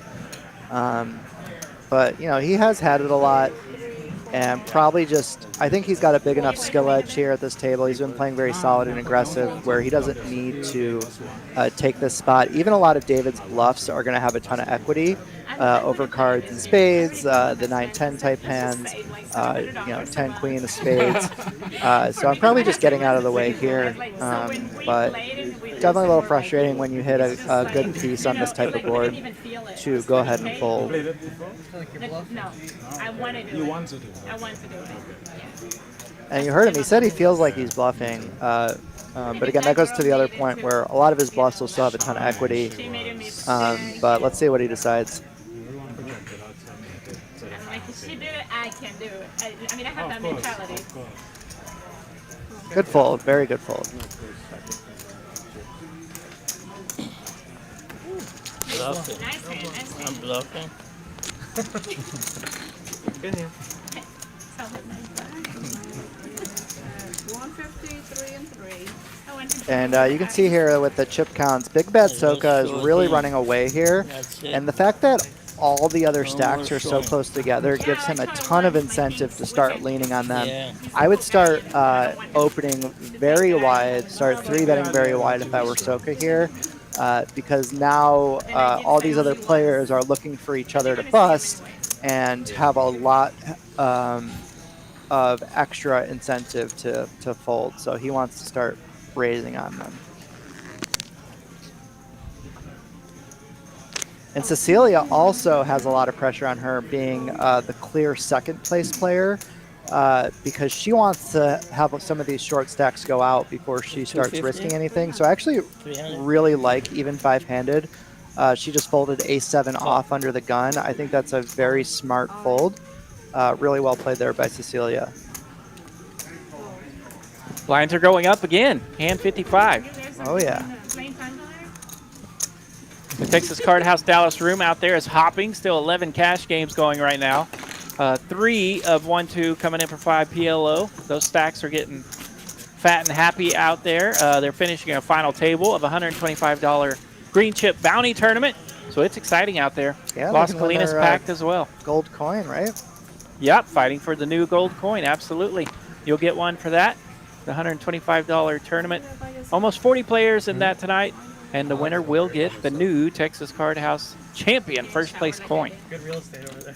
Yeah, these toughs are these spots are really tough for the Mav. He's got 8 million chips, about 27 bigs with 5s under the gun. 5-hander where they can start putting a lot of pressure on you. Curious to see how he plays it. He does decide to go for the limp. Probably folding, but I could also see an argument for just raising to 600,000. The limp definitely catching the attention of Soka. Yep. Queen, deuce, 3. Pretty good flop there for the 5s. Yeah, and anytime you see these orphan pots that your opponents aren't interested in, if I were Soka, I would really start doing a lot of stabs. You can do really small stabs and give yourself a good price to try to take it down. The nice thing also is, let's say he does a small stab on the turn and your opponent calls, they're pretty much capped in saying they're trying to get the showdown, so he can really turn up the heat on the river. This is a perfect example. Let's see if he can follow through here. Honestly, almost any river he should be firing very large here. That's actually one of the worst rivers to do it. Whenever the bottom, like whenever there's a board pair, your opponent's hands are still going to be, their value isn't going to change from the turn to the river. So a lot of the hands that they felt comfortable with in the turn, they're still going to feel comfortable with. But I think in this spot, he still should go for it. And I would like to see a large sizing, which he does. He almost does a pot size bet. So this is a really tough spot here for Mav. Let's see if he can make a tough call. 2.8 million, the size of the bet, into 3 million. Yeah, a lot of the draws missed, the hearts missed. The Mav doesn't have hearts either, so his opponent's more likely to have them. He doesn't block the 9-10, the ace-king, king-10 type hands. So there are a lot of missed draws, so he could definitely make this hero call, but it's a tough spot. I'm tired, and I haven't slept less. That was 5 days. No, I play See if you can make the hero call. Saturday, Sunday, and I'm playing today. So 3 days, I guess. Friday I played a tournament and I made it to the finals. That's nothing. I've been playing since Wednesday. Does decide to fall Makes really the well lay played. down. Soka gets it through. Yep, Yeah, and he is just kind of leaning I on told everybody you at I this bought him point. 6 times. That's good. Yeah. 2 times every day for 3 days. Yeah, but when you make it to the finals, it's a little more intense. Yeah, he sets that up on the turn and able to get it through on the river. Yeah, but finally you get big money. Yeah. Yeah. That's when you Well done there for Soka, and he adds to his chip lead. Yeah, this tournament is now his to lose. Probably has about half the chips in play. And so, you know, the wider the gap, the more he can start to raise.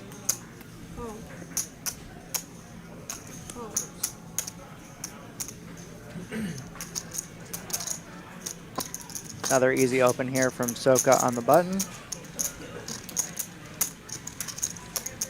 I'd like to see really small sizes here because your opponents are now going to basically be putting a lot of pressure when they finally have it. He just calls here. He is in a perfect position to do that death by needles approach that we were talking about earlier. Yeah, but with his chip stack here, I think he's just not incentivized to limp and let your opponents realize free equity. In which really, they did. Yeah, exactly. You really want to be pounding on them. And so I really would have preferred to see him raise. And so would have he, as he was holding the 9-10.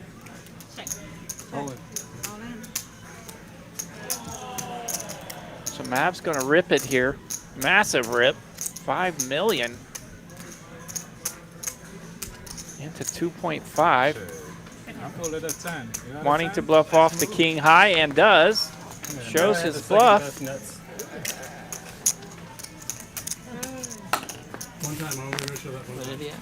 Pulls it off. 9 high. Nice hand. 9 high. Oh. 9 high like a boss. Wow. 9 high like a boss. I made a move like I went to bed and he saw that and he immediately pushed it all in. So that made him do that. Yeah. Now Don't I tell know. your tales. No, I'm telling yours. Now I know. It was worth it. You can hear Cecilia talking about tells, and again, that's another thing about live poker, especially in these tournaments where you're playing with the same opponents day in, day out. It's really fun to try to make adjustments based on what you notice, and that can be another thing that separates the best players from just like the good players.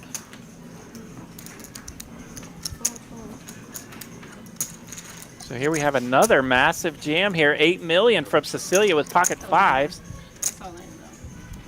Soka opened it up to just a pretty standard raise there from Soka with his ace. Yeah, and you can tell Cecilia doesn't really care about these ladders. She wants to win this tournament, so she's going for it. Nice hand. Yeah, fun final table here as David got the party started early being very active, and now we see a couple of massive all-ins from Cecilia and Mav. Oh, yeah. 300. So we've got action here at this final table. 5-handed Texas Card House Dallas, the even bigger one. 62,000 up top. Good girl, good mother, but now I'm going to play. I'm going to bluff, I'm going to make moves, so you guys been warned. You can call me, you can fold, you can... No, I'm done. Done. Against the nice guy. There you go. Just said it. I'm good with 1605. Race. Oh, race. Was this speech before or after? 1.2. Yeah, I think it was after. But I'm Yeah, not Cecilia sure. mentioning that she's good with 16,000, but man, 60,000 up top. Playing like a man Whew, now. It's no that's a pretty girl big game. jump.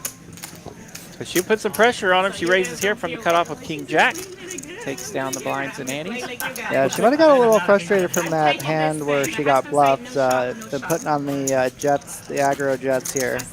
Take a look here as we're 5-handed. So as she mentioned, players are guaranteed 16,000 and 50. And the pay jumps get very serious here. 5,000 in between 4th and 5th, all the way up to 62,000. 725 up top. You go after So tonight. I saw need this. You take that, I'll take the trophy again.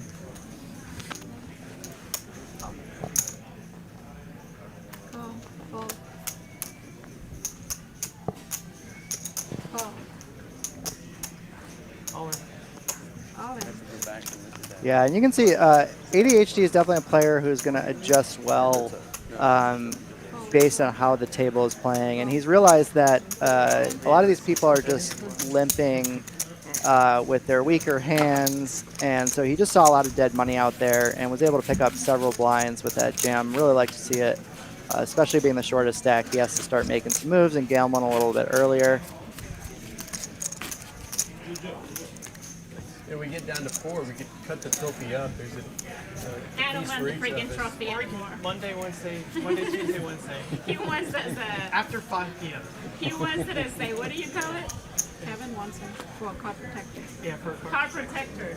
Pocket Jack's here for Mav. He's under the gun. He's got 7.9 million behind. every day. Blinds are 150, 300,000. Yeah. Raise. 750. Opens for 750. Same turn. 2.5x here. I fold. What do you mean turn him? What did I do? Some rags behind him, but it does bring in Cecilia. She'll defend from the big blind with Jack 4. What do you mean? I don't understand what she's saying. Does not want a Jack. He haven't done anything. How did you were looking that way? How did you see? That was the reason why. I No, know he you're wrong. You're wrong. Okay. You were here? No, I mean, she's looking that way. said He play put and the turn. money, What's and I so called. difficult She about said that? play and Play turn. Look at the camera. Check. No, I mean we can review it and see it. It is very important to play in Right? turn. Yep. He has been On acting YouTube, awful yeah. fast over there in the 1 seat. We mentioned it earlier that he probably gave away some action that the Mav was able to pick up on. Yeah, you want to be very aware about what you're giving away at a live poker table. There's some really slick players out there that can pick up on a lot of the intricacies and movements, and so you got to be careful about what you're giving away. Obviously, these guys didn't pay attention to you at all. Now, this is a very tense situation. They're playing for quite a bit of money. The jump from 16K to 60K is quite a lot. So, and I'd like to see David here jam with the stack size being the small stack with a baby pair. You don't really want to see a flop because you're not going to like the flop very often, and he's starting to get pretty short. You doing the 40 seconds count? I mean, I guess, he's got 16 bigs, so it's a little bit closer than I first realized. I thought he was closer to 10, but you could maybe make an argument for just folding or going 2x, but I don't mind a jam here either, the way that the table's been playing. Soka able to apply some pressure. He'll raise it up from the button. 850,000 now with his 9-5 suited. Yeah, I do really like Soka's raise in this situation. He really needs to start attacking these limps with anything that can flop any reasonable amount of equity. And you can see he was able to get King-Queen to fold behind him. And so that's like a huge win already. And you can see kind of the situation here for David, why it's so difficult. Almost any flop is going to be hard to navigate, especially out of position. So when you limp call here, you're basically just giving away 3 big blinds, and you're going to need to flop a monster to be able to continue, which just is not going to happen very often. So you got to be careful when you're leaking those chips. He's down to 13 bigs now. Wants to keep the aggression on when he enters the pot. So David A all the way down to 3.9 million. There's a look at our player stacks. Soka building that stack. He's all the way up to 19 million. Cecilia and Mav and ADHD, they're chilling in the middle, each in the 8 million range. Not like online in that, but like live two tables. ADHD poker has been a little quiet over there. He's gone a little bit card dead, but not a bad time to run a little card dead as he's laddered up a bit and sitting in a pretty good spot. Be cool to be player of the year though. Andre Anderson sharing his stories in the chat, finishing 25th. Nice run for you, Andre. Look forward to seeing you next month. Or even sooner at these daily tournaments. Texas Card House daily tournaments are rocking. David A ends up with trip 8s here on the river. Finally makes a bet, and it's about $1 million into $2 million, so half-size bet. No resistance. He'll take it down. It's always tough, Andre, to have a big stack, but with tournament poker, your luck can turn around within just a couple hands. So, but still, a really nice run, finishing in 25th. Keep trying, and we'll see you at this final table next time. I think they do get some type of money. Yeah. There you go. His last two runs for Andre, 27th and 25th. That's pretty solid. Out of thousands of entries, that's really, really good. Definitely show up here for the tournament next month. See if you can run it up again in the big main event. I counted with you this time. I was with you counting it. How sweet it is. Congrats, y'all. Thank you, sir. You want to come sit down, too? You want to come sit down? Interesting spot here for the Mav after Cecilia decides to limp in the cutoff. I would probably open a hand like King Jack behind. It doesn't flop super well, but it has good properties here in position with high cards, and you can win a lot post-flop. So I think against these limps with ADHD's stack, you could just check behind as this hand flops okay, or you could just try to take it down right now. Does decide to knuckle it back and see a flop. Cecilia flops a straight here. Check. Love to see the check here. Board pairs on the turn, the 4 of diamonds. Yep. Gets a little extra action here. Let's see if she goes for the raise. If she raises, she should go very small. Don't want to scare away your customer. Call is also fine. She does go for a small raise, which I like. A little tougher on the board pair to get the action, but probably just going to take it down with nobody having anything. Sneaking with like pocket 7? Not at all. Not at all. Okay. I just saw you when you blind back plus interest, and I'm like, not this time. Nice hand, Cecilia. Another little trick when determining whether or not to slow play, by the way, in case you're wondering, chat. Something that's really nice about a hand like a flopped straight is you actually unblock all of the pairs. So your opponents could easily have other strong hands like sets, pocket pairs, because you don't interact at all with that. And so generally you want to fast play those types of hands. Especially multi-way when there's other draws out there as well. But I do really like the way Cecilia played it. But just a thought, especially like on a Broadway board where your opponents are going to likely have those pairs, 2-pair combos, you want to start getting money in right away. You want to think about how your hand interacts with the board and how your opponent's hand interacts with the board based on what you have for helping decide what sizing and how you want to take the line. 10 high, 10 high. That's why a hand like 10 Jack on Queen King Ace is so nice, because you can just win such giant pots, against those Ace Kings, against those Kings, those Aces. So just something to think about when you're deciding how to slow play. Do you want to give that back to him? Because you have my ID. David A finds a spot to raise from the cutoff with King 8. Dina's been a trooper here in the box for 2.5 hours. Yeah, they're in the back. Crushing it. Finds a good spot to raise with King 8 as he takes down the blinds and antes. And as we expected, a little bit of a slowdown here, 5-handed. Players are maneuvering very similar stack sizes.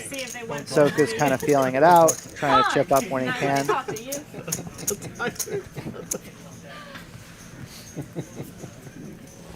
more talking.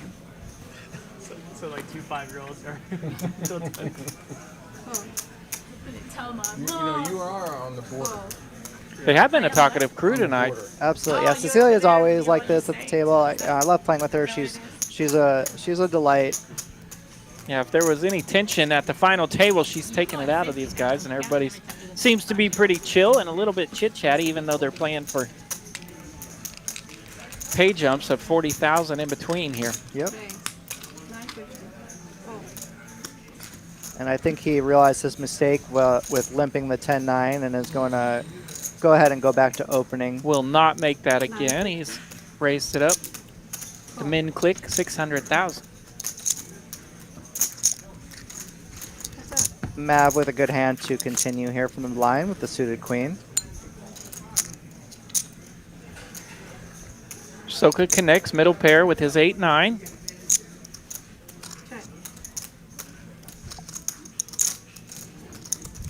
As a chip leader here, you can c-bet more often and for smaller sizes because you can instantly start pressuring your opponent's stack as the pay jumps are so important. So I would like to see a c-bet. Normally, this is actually a good candidate for a check back with the middle pair, as you want to allow your opponent's worse hands to start bluffing on the turn, and it's a little harder to get value from worse. But as the chip lead in this specific situation, he can probably just start c-betting. He's going to be c-betting so wide and with so much of his junk that he can still get those values from middle pair. Does take it down though, nice hand. Continues to chip up. So when you're in that chip lead position, frequency is key. Yep. And sizing. You want to give yourself very small sizes so you're not risking as much to take these pots down. But again, there's always caveats depending on the board texture. So these are just like general thoughts and rules, but there's always exceptions.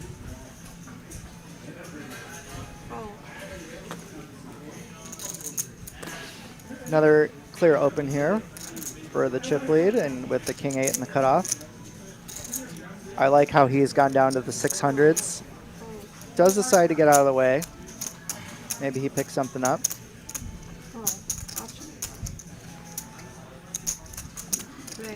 Yeah, David's another player who might kind of show his hand a little bit out of turn, so maybe he saw some raising chips going into David's hand. The Mav decides to call here with the 8-deuce. Little risky play here, out of position. Maybe he wants to play some hands against David.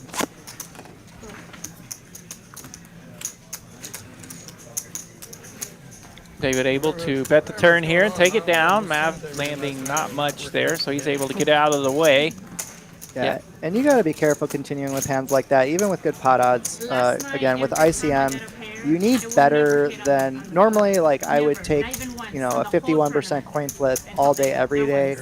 But at the final table, you have something called risk premium, where you need a little bit extra percentage to make it worth the gamble. So you want to just get out of the way with those tricky hands. Risk premium. Risk premium, a good thing to check out. Yep. And yeah, he's probably feeling the itch there to try to play with David behind him. But yeah, you want to be a little more armed than the 8-4 offsuit. What time is it? Nobody knows. 9:15. Some fun starters here. 7-8 suited, Jack 10 off, and Mav's got ace deuce. So he did raise it up from the button with his ace.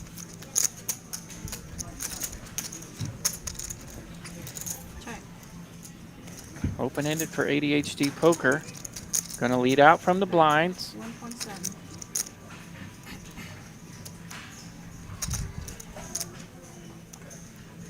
Puts that button ace in a tough spot here.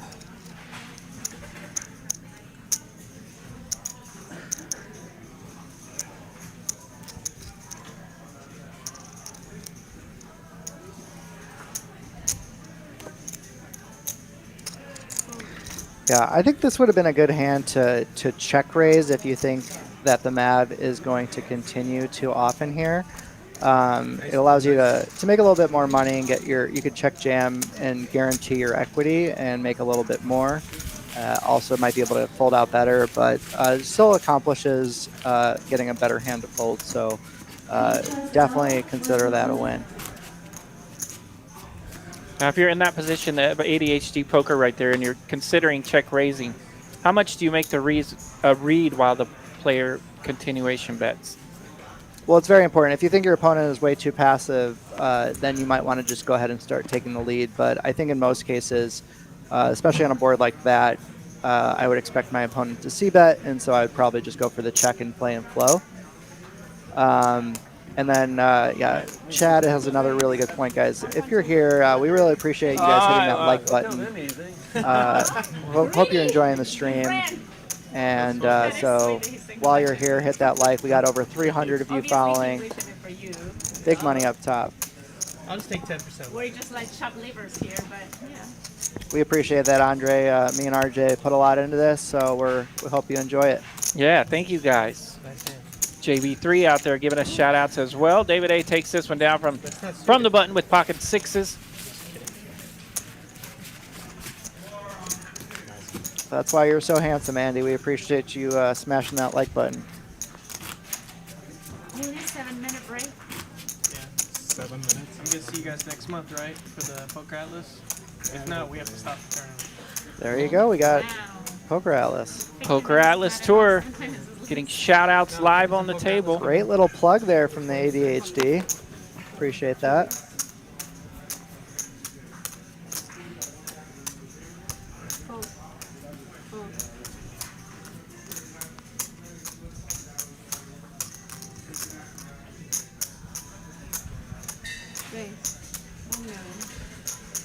So ace jack here, a little bit of a premium hand on the button, and he will bump it up. It's $1 million to go now. So we've seen these premium hands put a little extra sauce in there tonight. Yeah, I've noticed that as well. I do feel like players are sizing their pre-flop opens based on the strength of their hand, which again can be a little dangerous to do. So I'd like to see a little bit more consistency with their opens and do it based more on the effective stack size than the strength of your hand. He does check that ace high flop, and it brings in danger now. Cecilia turns another king. Ooh, yeah, this is going to be a tough spot. I really love that check back. And Cecilia has check raised all in. Oh, he didn't check back. Okay, so he does bet, and then she went ahead and raised. Really tough spot here now for ADHD. He's got pretty much all the ace-x beat that would continue here, but is she actually going to do this with an ace, or is she always going to have the goods here? So let's see his thought process. So a wild spot here for ADHD. The flop was check. Cecilia check raises all in here on the turn. The guy sitting here, you know. Oh, you don't have it on the board? There you go, ADHD. He lays it down. Nice lay Very down nice there. fold. I can't read. I don't like to read. Because I'll be butchering his name. Butch people's names. Sorry, what was your name? Raymond. Oh, yeah. And the one in the show. Billy in the chat, he's rooting for David A, and he appreciates the massive comeback he had. That's right, David A in the one seat there. Came in as the chip leader and went all the way down to 2 blinds, and now he's got enough to splash around with. He's still battling it out there. Yeah, I'd love to see that spin up here from David. Not giving up, giving himself a chance. He's already gotten a pay jump since he was down to 2 big, so everything else is free money. I'm gonna pretend I got music in my ear.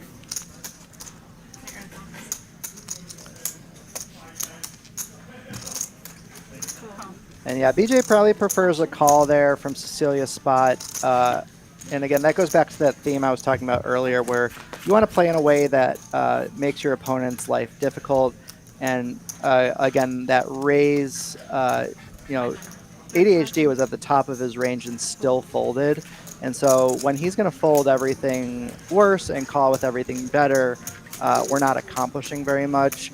So I wouldn't have mind maybe like a call and then lead river, or she could even lead turn with the middle card pairing because she's going to have more of the middle card. But either way, nice hand. Just a thought of other options on how to play it. I'm gonna tell him to cut it off and not bring him. Sir, I've been playing too much. I miss him. And he's so little. Hand 73 of tonight's final table, Texas Card House Dallas, the even bigger one. Battling it out here tonight for $62,000 up top and a $300 buy-in. These players have made it through 1,600 entries. So they've been battling for a few days here trying to get to this point. Yeah, and such a great job for all these players. I mean, if you think about it, they've been playing 3 straight days. They're exhausted. They've gotten through 1,600 players, and so it's really hard to continue making good decisions the whole time. And so, you know, even though I'm talking about possible other options to play the hand, everybody's playing really, really well, and it's really impressive to make a deep run like this. So you've been playing it since Wednesday, the tournaments, David? Is that what you're saying? Yeah. Oh, wow. As Cecilia just mentioned, David's been playing in these tournaments since Wednesday.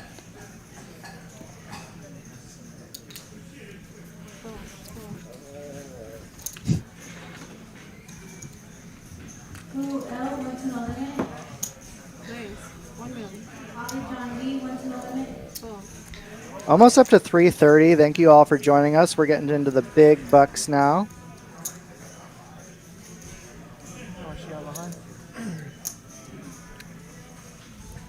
I have noticed Soka's kind of changed up his gear a little bit and is kind of letting these guys battle it out a little bit for polling position instead of Here we go. We have an all-in. Oh, wow. Shit. And Mav rips Snap it. call. Well, okay. Here we go, 7-6. Suited in spades. Mav, he's all at risk with the 7-6. All right. Deuce, deuce, 10, no spades. He's going to need a 6 or a 7.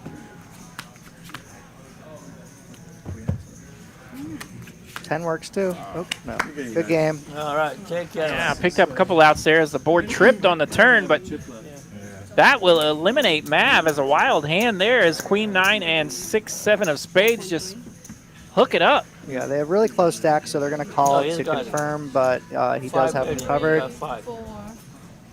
And ADHD is going to be very dangerous now, another aggressive player. And again, like David is laddered again. He was down to 2 big blinds with 6 left and is playing 4-handed now for $60,000. There you go. So since he had 2 blinds, he's laddered up 2 spots. We are now 4-handed. Players are guaranteed $21,000. So he has made about $9,000 since he had 2 blinds. Yep, and that just goes to show you the value of that last chip and the value of folding, where you make real money jumps by other players battling it out. And a shout out to Mav as he has outlasted about 1,597 players. He finishes 5th today, prize of $16,050. An awesome run for Mav. Thanks for playing, and congrats. Yeah, thank you so much for joining us, and great run. Go, It always hurts to not close it out, but I think when you see the 20,000, you'll feel a little bit better. Probably thought we were flipping. It helps the pain. Turning $300 into 20,000. That's a pretty good day. Raise a 9. All right, and we got 4-handed play now. 4-handed play. The chip stacks have moved around quite a bit, but players are going to be still fairly even here, I think. Cecilia, ADHD going to be pretty close. Soka's going to have a nice lead.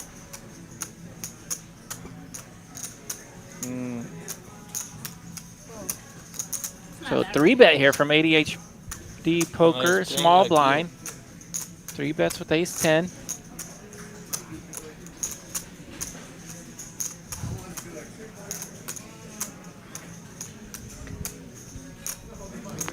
Yeah, she might think ADHD is, you know, playing a little aggressive after just winning that big pot, but not a great spot,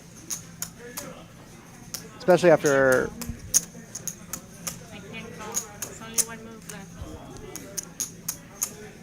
Cecilia mentioning that she can't call here. It's one move or nothing. Let's see what she has to say here.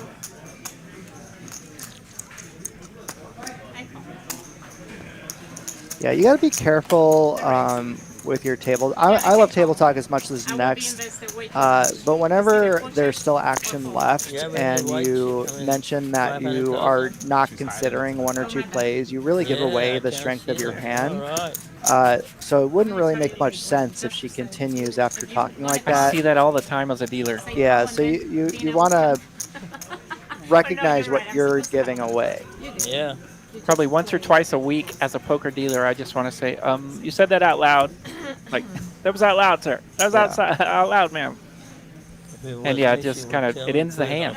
Yeah, gives away so much information. Yeah, honestly. Poker is a game of information. The more that you give, the better decisions you can make. So keep that in mind when you're giving away information. She wants some space now. Yeah, let's just square the table, guys. Come on, Dana. I'm right here. I'm in the middle. I'm right here. I love Dina. She knows how to run a table. She's in charge when she's dealing a poker table. Look at. See what I'm talking about? Politely, sir. See what I'm talking about? I have nothing against you. Oh, sure you don't. Yeah. I don't even know you. Oh, that's why. I politely. Deuce, 3, 4, 2 I'm sitting spades. right here. She says move over. What's wrong with this? Hold on. What's wrong with this? Can I have a little bit of personal space, please? I can't see. Yeah, we are four-handed, so everyone can scoot where they like. Everyone should have plenty of space now, including the dealers. Sometimes the 1 and 9, they do get awful close to your elbows while you're working, and once in a great while, they'll ask you to scoot over a little bit. I actually saw that today at Las Colinas while I was working. You don't see it very often, but occasionally it will happen. She knows I can't see, but she's still giving me a hard time. You know what I'm saying? We're on a Monday playing poker. What better life than that? Yeah, we're having fun. Life is good, everybody. You know, you gotta pick your battles in life. That's what I've learned. Life is good. No, you're not getting it. Sorry. Too blessed for stress. That doesn't Exactly. It's just the dealer because she works here and, you know, this is like her house. We should give her space. But you're a player like me. You get special care. Don't look at me with those eyes that you look at that. That other player. Soka on the button now, and he's probably... Oh. It looks like he's posturing to a fold, but you really need to be opening these hands. He's probably liking life now that his button has David's big blind in it. Yeah, you've noticed that he was trying to get a read off of Cecilia. You know, she's very vocal and outgoing, so he was trying to see if he could pick something up before he decided to act, which is very reasonable. I like it.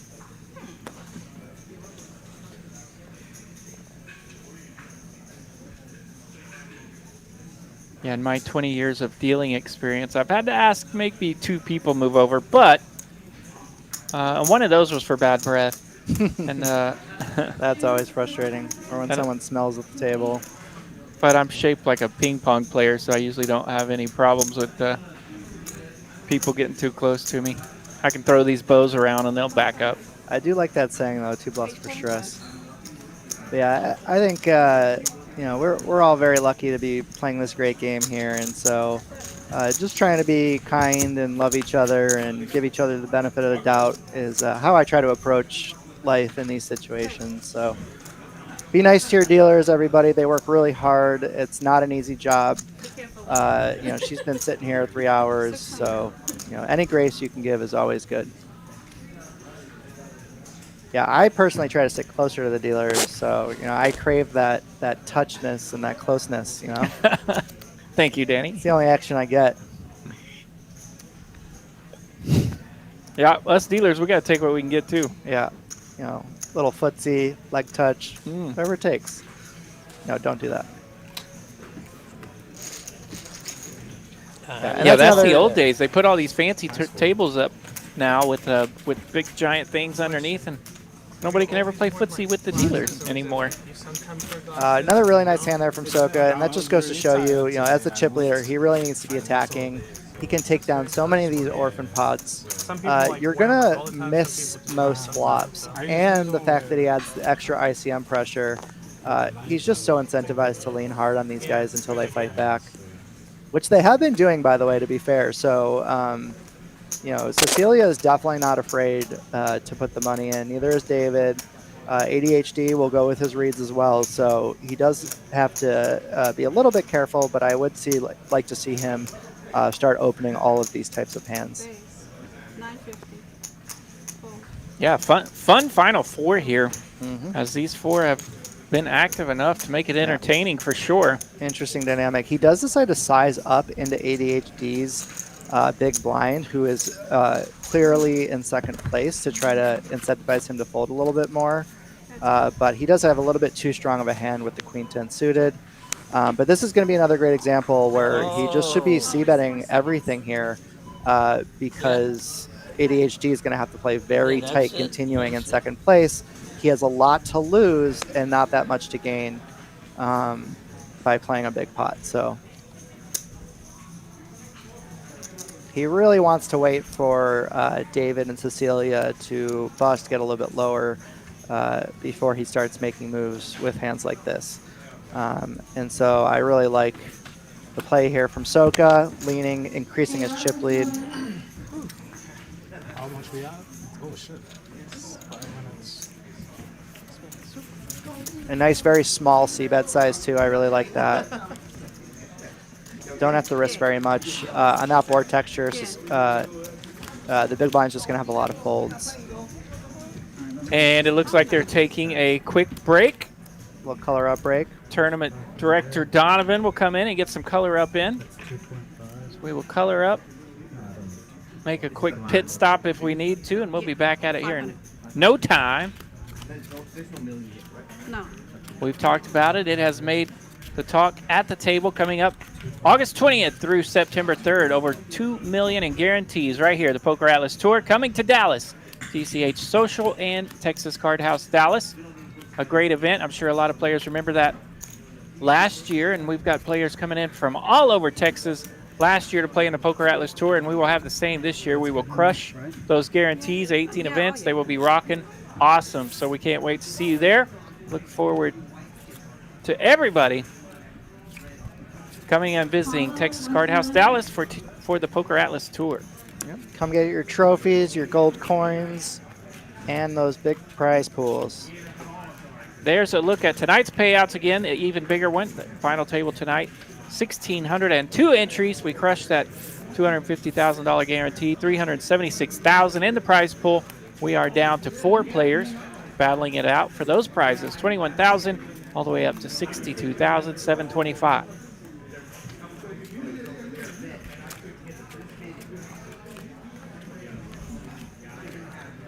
Another dealer here in the chat, Ruby Diaz, another really great dealer.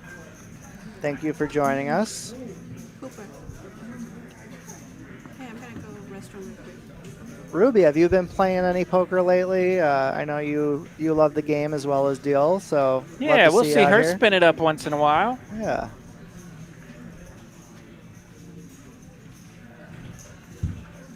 So during the tournament break, a great time to tell us where you're watching from. Give me any shout outs if you know anyone that had some success in the Vegas World Series or the most recent World Series circuit event. Feel free. As respectfully as possible. Also, who are you all cheering for? Speaking of shout outs, I just got back from Choctaw, the main event. We had a couple locals have a deep run. Congrats to Zach, aka Taco, who plays on our Tuesday stream. He finished in 3rd place for over $100,000. Really great result from him. He's had a lot of deep runs, so it was nice to see him finally break through to a final table. And then another local, Nick on Tilt, super nice guy, very fun to play with. He got, I believe, 6th place for probably around $50,000, $60,000. So congratulations to those TCH players making a deep run in the Choctaw main event.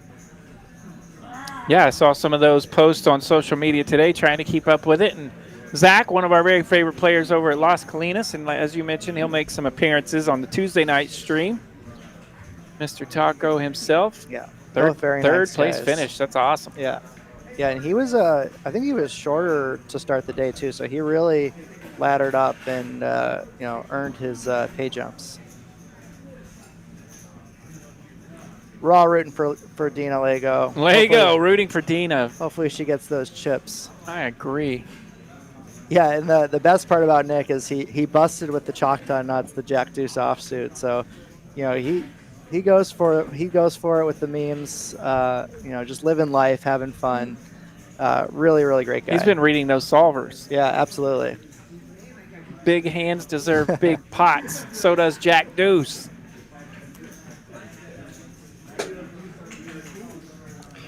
Sorry, Bluey.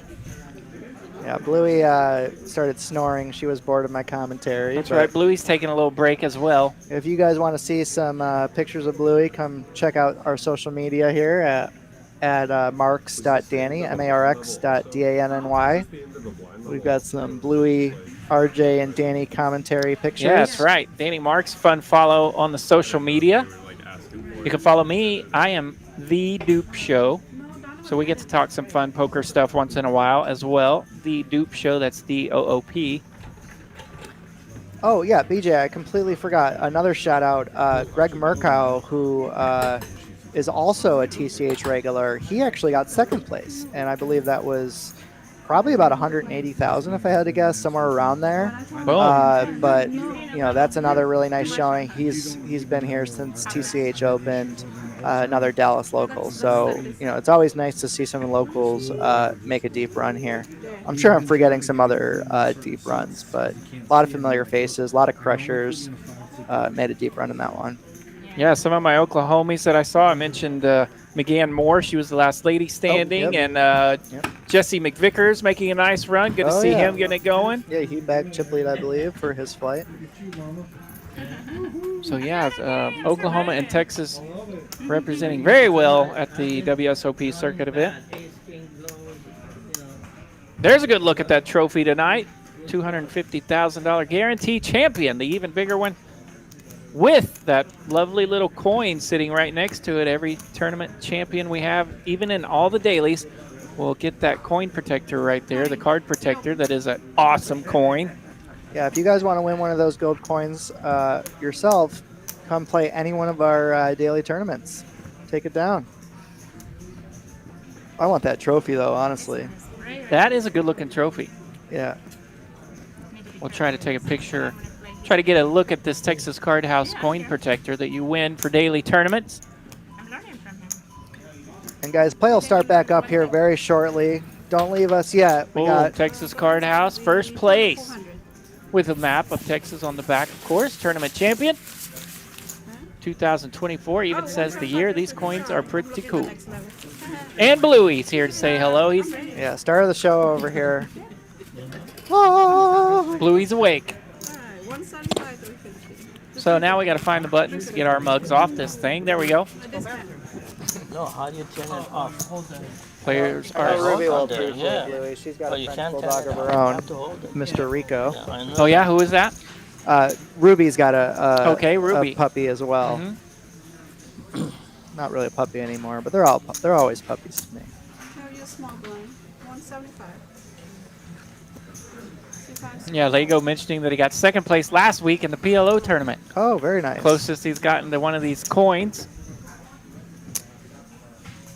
Yeah, Andre, I've played with ADHD as well. I don't remember too much. I just know he is aggressive, which is one of the key factors to winning here. But I've also been very impressed with everyone's play. Soka's handling the chip lead well. He could probably afford to be even a little bit more aggressive. But other than that, he is navigating with a lot of intention, and you love to see it. So, yeah, ADHD, a lot of intention, as is Soka. And the other two players their chips are definitely in play. They are firing to win it, so you got to navigate that as well, right? Yeah, and they're going to be a little more careful against each other. Well, ADHD has to be more careful against the chip leader being a clear second place, as he has more to lose. but Soka can start to lean on him a little bit more. Danny Chen in the chat. Love Mr. Throwing Danny the Chen. shade. Yeah, for you, it'd be a little dangerous standing because I don't think you can afford to get much worse. Depends on how many late nights you need to go let the dog out, right? Yeah, he asked, would you say getting a dog made you worse at poker? Yeah. If anything, the opposite. So when I got Bluey, the first time I had her, I took her up with me to Choctaw, and she sat with me, and we made the final table together. And then one of my friends had her in her lap during one of the TCH daily tournaments, and she won it. So I think Bluey's actually very good at poker and very lucky. I don't think anyone would want to bluff this adorable face. So good job, Bluey. Yeah, and it's like that new baby run good. I gotta get her nice treats and toys. So I gotta try really hard at the table so I can take care of my puppy. So David finds a spot here. Under the gun is also the cutoff. We talk about that happening in tournaments. When you get to four-handed, under the gun is also the cutoff. And he finds a spot there to raise, take down blinds and antes. Yeah, so you want to stop when you're thinking about your opening ranges. That's a great point, RJ. You don't want to use your under the gun ranges. You want to use your cutoff ranges.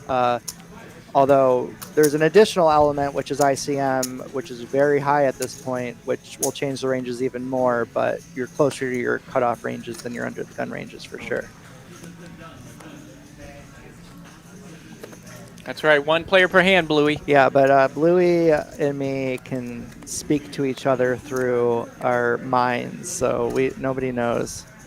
And she just acts really cute, so she helps me that way. Nice. 1.3. Oh.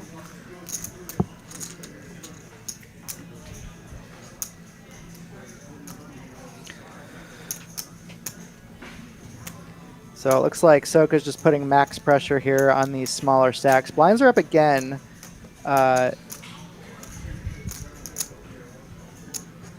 So just putting a lot of pressure here on David and Cecilia.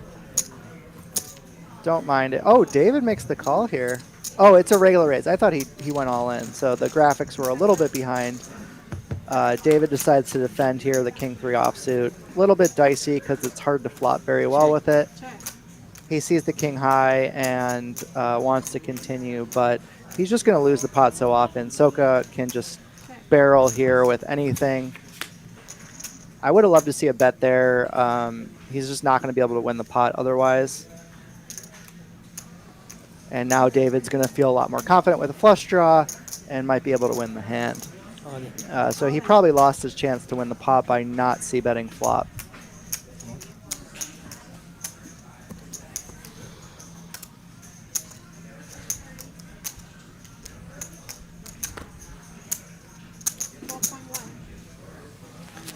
And there's no real decision here. He's probably just posturing a little bit to make him think, don't jam into me. I could call you. So wants to put a little bit of fear into him before he makes the fold. So stupid. You definitely don't want to overdo these posturing maneuvers, but a little bit is okay. Keep the game moving. That's actually another really nice thing about Texas poker. The players here play very fast. But when you have a decision, take all the time you need. Why would I have some in the car? Oh, okay. Got a gut shot, straight draw, and an overcard, but yeah, I drink a lot of Eterna just for my eyes. No real decision here, in my opinion. Every day. But this one has ginger, celery. Yeah. I mean, it's a healthy juice. Brother boat something it's called. The bottle this big. No, I make it. You make it. It's a homemade carrot juice. Oh, you make it. No, I make it. But I know the one that you're talking about. Mm-hmm.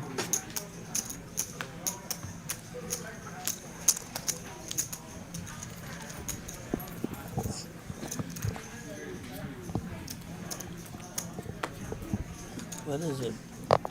250? 225? 175. So even though we're going to be opening most of our hands from Soka's position, I think this is a good example of a hand that I'm just going to let go. just too many bad things can happen if we try to bully the table with a hand like that. Especially this specific table is fighting back a little bit more than normal. Not really worried about ICM as much, so he has to play a little more straightforward. And I do like the fold there with the 8-2 off. And a hand like David's here with the suited variety, I really like a call. Back to what I was saying earlier, blind versus blind is going to be one of the most important positions when you get to a tournament, as most of your hands are going to be that way. So I like to do a lot of calling with a lot of my suited hands. And I think that the ace-9 can actually 3-bet jam there against an open.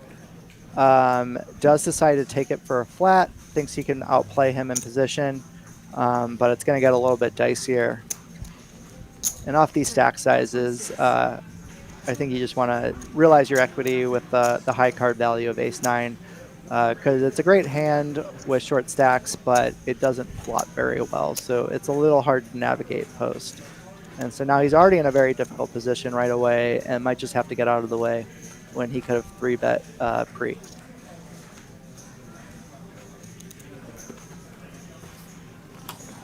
Yeah, Soka's been taking a little bit easy. I'd like to see him put the aggression back on.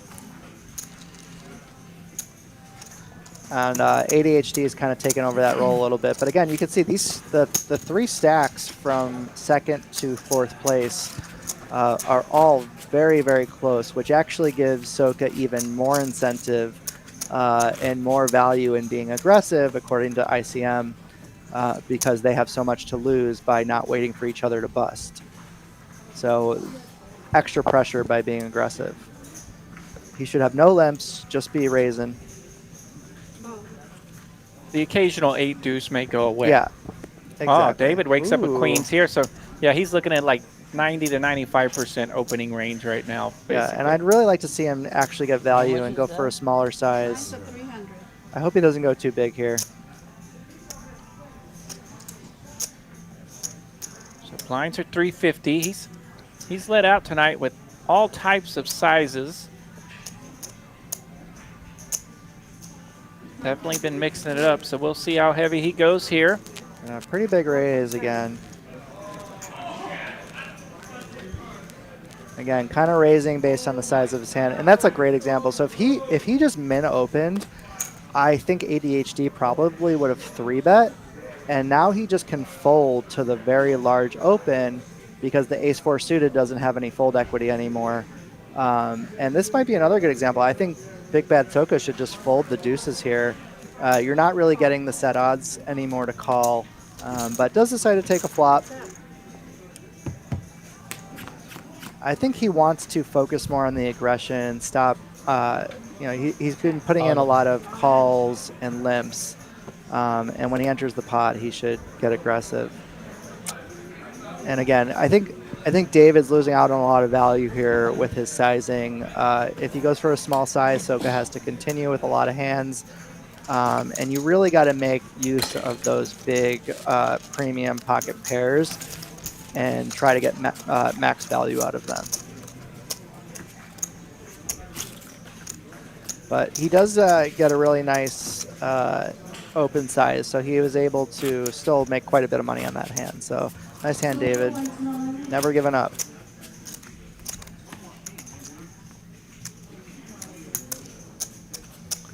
Nice hand there for Dave. He's able to chip up. We are 84 hands into tonight's final table. Yeah, those lower pocket pairs are going to play a little bit better when you're deeper. I just think there's no value there because he's just going to have to check fold so often. And you're putting in so many big blinds pre that you're just leaking a lot of your chip lead away. So let's see if David, he's kind of spinning it back up here, trying to get back into the chip lead. Love to see it, actually.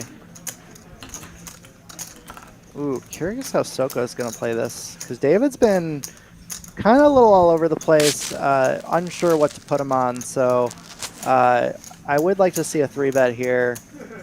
I'm all in. All in. Wow. Oh, Cecilia Cecilia finds with a the hand. monster. Great spot here against the large open and a flat.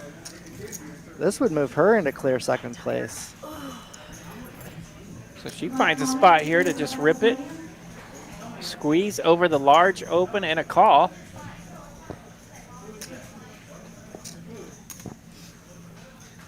Yeah, and again, like when he's not even closing the action, it just, you got to be careful when you're just calling in these spots and letting other players control the action when you're the chip leader. You just have so much more incentive to be in control of these pots. And honestly, that's like a great pickup there for Cecilia. She made almost, I think, 9 big blinds profit in that hand, which is huge at a final table. Probably puts her into a clear second place. Yeah, and that ace-9 in the small blind facing that large open, that's such a tough spot. You've got to be like on your game, educated and ready to be able to put the pressure on right there. That a lot of people don't think about that being a position where you can pressure that open. When the old solver and Danny Marks and everybody says that's the right thing to do. Well, and again, that's not even necessarily. I try not to say, oh, the solver says that correct. I try to say, why is that correct? You know, you want to think about the logic behind everything. And so, what are our incentives here? Like, what are our incentives to go large, to go small, to continue to raise? And the incentives are generally how you want to be thinking about poker, in my opinion. Once you start playing really good players all the time, then you need to start considering more balance in addition to incentives and your overall strategy and what that looks like. But in these types of situations, I really try to maximally exploit and just think about the incentive of my specific hand against my opponent's range of hands, instead of a range versus range situation like I would against some opponents. Deuce, deuce, 5 the flop here. Jack 7 versus 9, 6. 9 on the turn.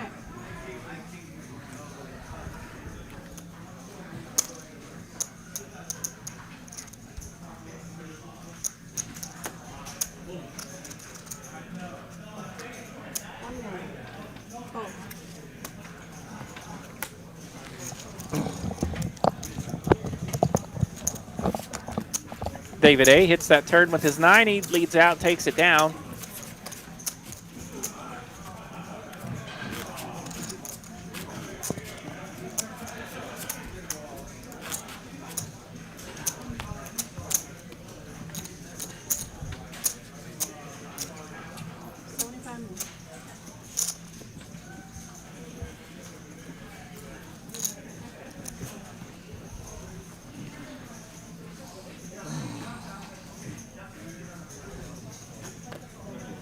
Still 302 viewers here tonight.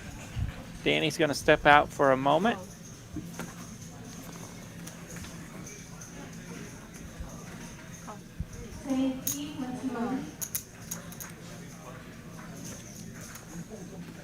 Cecilia just calling from the button here with 6-5 offsuit. David A with the king 9. Trying to decide what to do with that button limp. Good spot to possibly open, but he goes with a 2.5 call. Raise to 2.5. That opens the door for ADHD poker. He will put the raise in.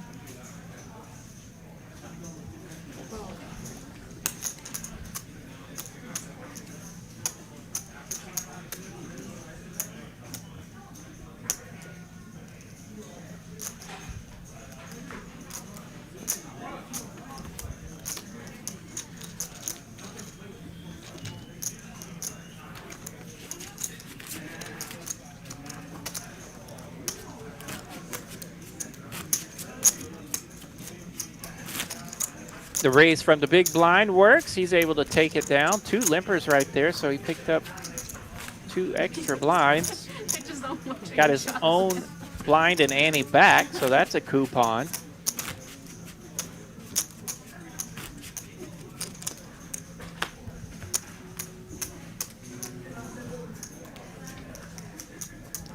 Still 302 viewers through all platforms. We appreciate it. Cecilia under the gun here. We're four-handed. That's the cutoff. She's got jacks. Raise. 1.4. Fold. Fold. Raises all the way up to 1.4 million. 2 quick folds in the muck. Soka and his big blind, he has 8-6 off.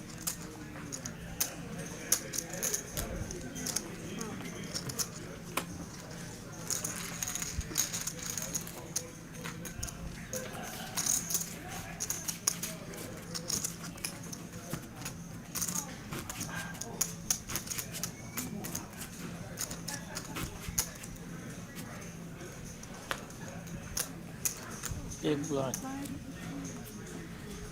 Yeah, again with the big sizing for the big hands, that's been a theme tonight. The big hands have brought out the big sizings, and the needling hands, the more middling hands, have brought out smaller sizing. Oh. Raise. 1.3.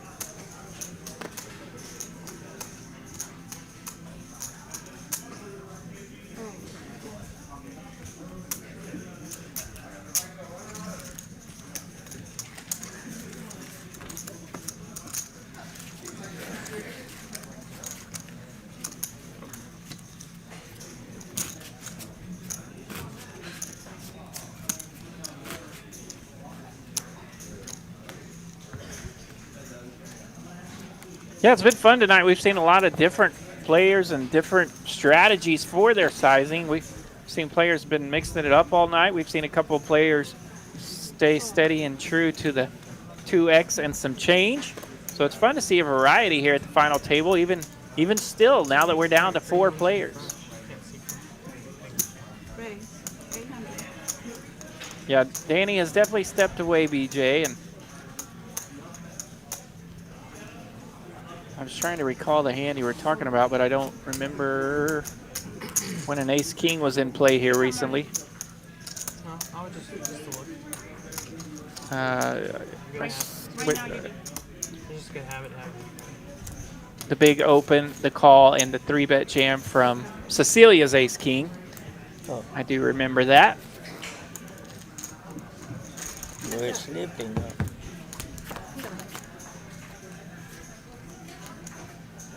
I think some players would consider folding the ace-king there due to ICM, but we've seen that Cecilia is not scared to get her money in right now. So that may be the wrong player to try to squeeze out the ace-king. But, yeah, it is a valid play, valid question for sure.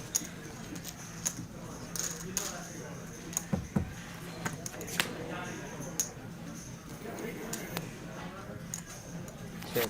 Check.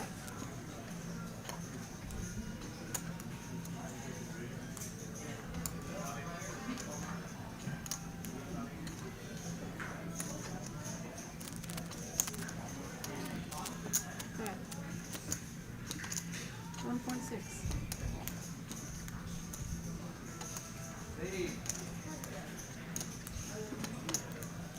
Yeah, Soka's found some spots there where maybe he could have 3-bet pre, but in his defense, it's so tough to pull that trigger when you're in the moment, and you have that 3-bet pre middling hand that you kind of sort of want to but don't, and you're playing for $40,000 difference in these spots. Check. Check.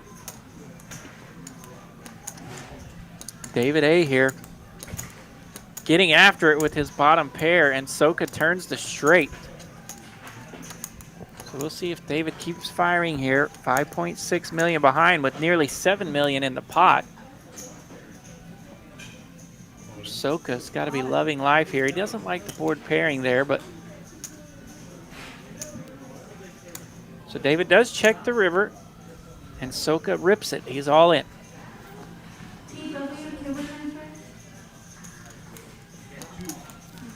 David has bottom pair, and it goes into the muck.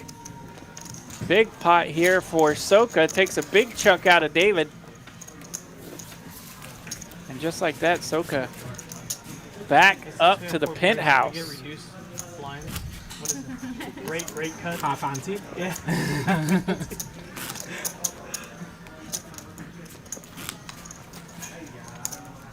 He's about to say like 400, 800, 200, 400 in a minute. 1,000.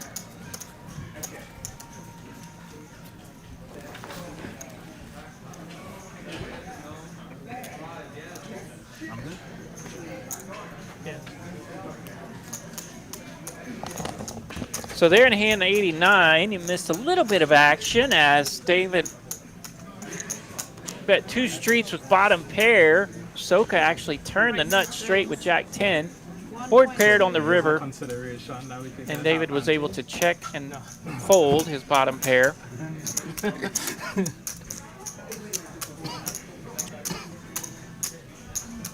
But it did take a pretty good chunk out of Dave, and Dave's back down to 5.4 million. He's in this hand.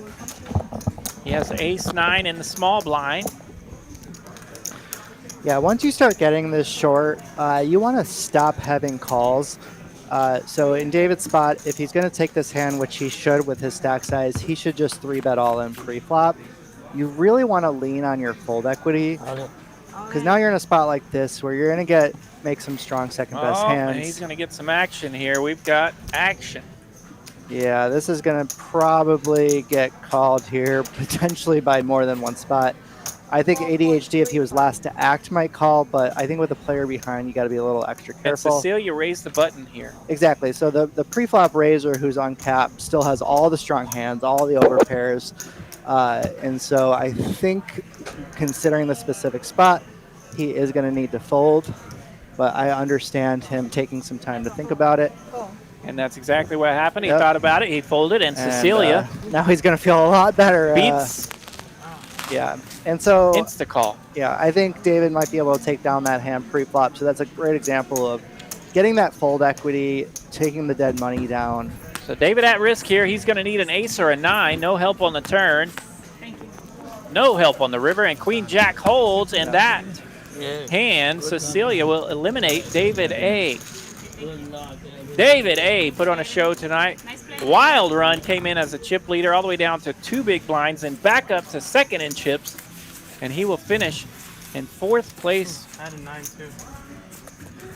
Yeah, great run, David. Laddered up a couple spots after getting really short. Final tables can be a roller coaster, but he battled all the way to the end, and really nice payday to show for it. Nice payday, $21,230 for Dave. A heck of a prize for 3 days' work.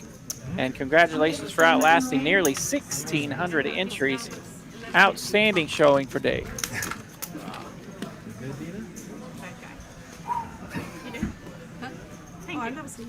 And back to action we go, and right back at it are the cards. Cecilia under the gun. She's on a little bit of a heater here. We'll have pocket 10s. I'm sorry. But it's 1.2. I don't say it all, actually. I have nothing against anyone. I'm just dealing. BJ, I'm probably leaning towards a jam for if you're talking 3-bet or fold there. I think he was the shortest stack, if I'm not mistaken. So he's a little bit more incentive to just go for it against a wide open there. I didn't see what the open race size was. I actually just walked back into the room during that. Fairly hefty. It was above 2.5 again, I think. Or right at 2.5. But I could definitely be wrong about that. But I think based on how this table's been playing, I'm probably going ahead and taking that the ace-9. And they may still be referring to a previous hand there as well. Oh yeah, so I was gone for a few hands, BJ, so I'm not sure. Yeah, the King Jack open from Danny and the ace-9 called from the small blind. They were wanting the ace-9 to go all in, and then do you call with the ace-king from the big blind? Remember that hand? Oh yeah, in that situation, definitely fold the ace-9. Yeah. Well, they were asking if the ace-9 would have shipped from the small blind. Does the ace-king ever fold? No. I don't think so, I don't either. believe Especially with this particular player, Yeah. it's Cecilia, so she's not folding. Yeah. But there's your answer. You guys were trying to figure that out. They were debating it a little bit in the chat.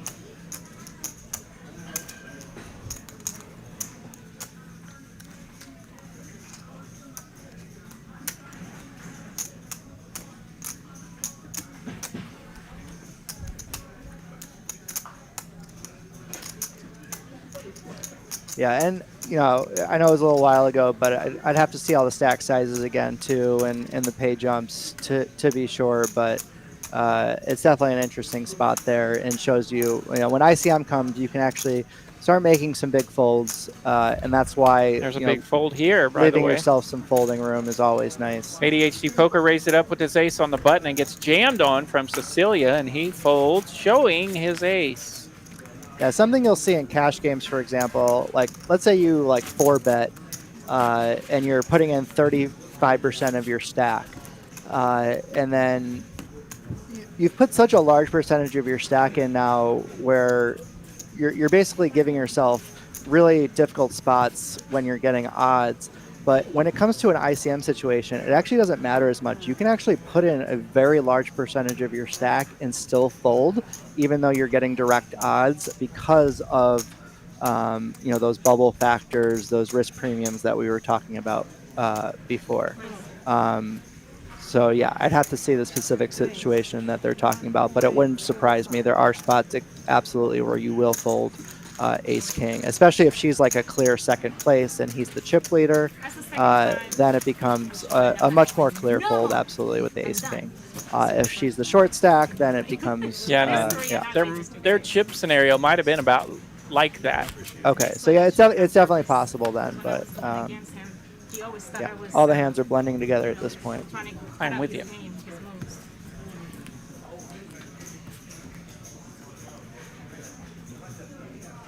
Really weird though. I love Cecilia. Raise 1.2. He plays a lot of tournaments too. All right, so now we got a three-handed battle here. Probably the three most aggressive players at the table. So no surprise to see them battle it out for the title. That's it. He gives his chips to you, literally, with nothing. That big pot that he had. I don't mind. I know, but that's like, wow. Check. Check. That's what I'm saying. He's just like, check. Check.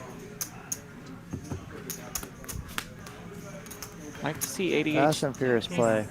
Like to see ADHD start needling some of these Could you put your stocks orphan pots. You know, you talked about that earlier. I mean, tens. Sorry.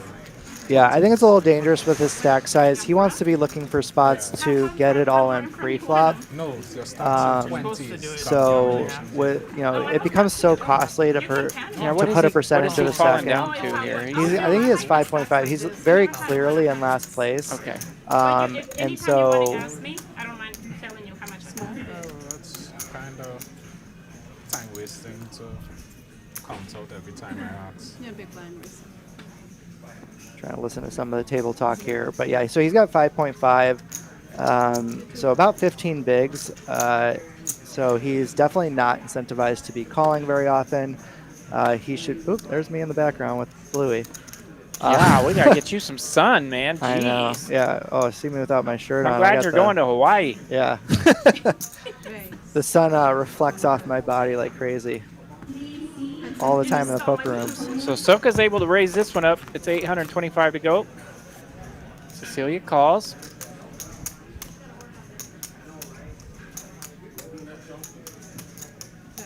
Yeah, and this goes back to the overall theme of aggression is what wins at poker. So, you know, you want to be leaning towards aggression if you're unsure one way or the other. Unless ICM is involved, then if you're unsure, you can start leaning towards fold. Renee Bradshaw in the chat giving a big bad Soka shout out. So she's rooting for Soka. We've had a few folks, a few fans rooting on Soka in the chat.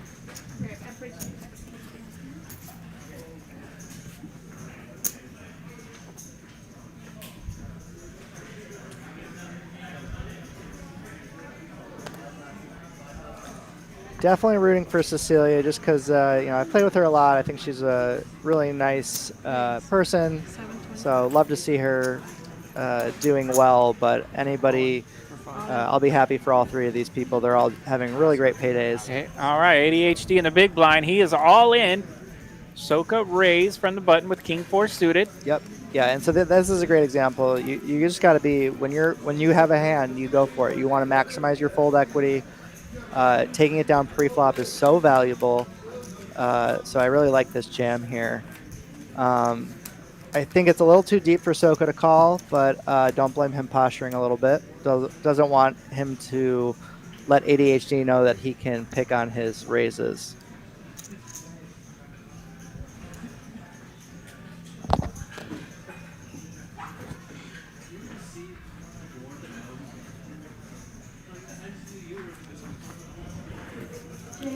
There you go. Nice hand there.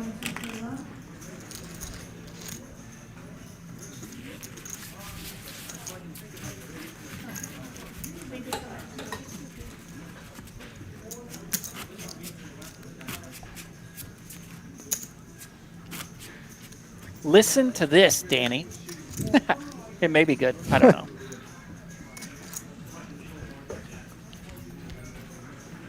Three-handed here. The button goes first.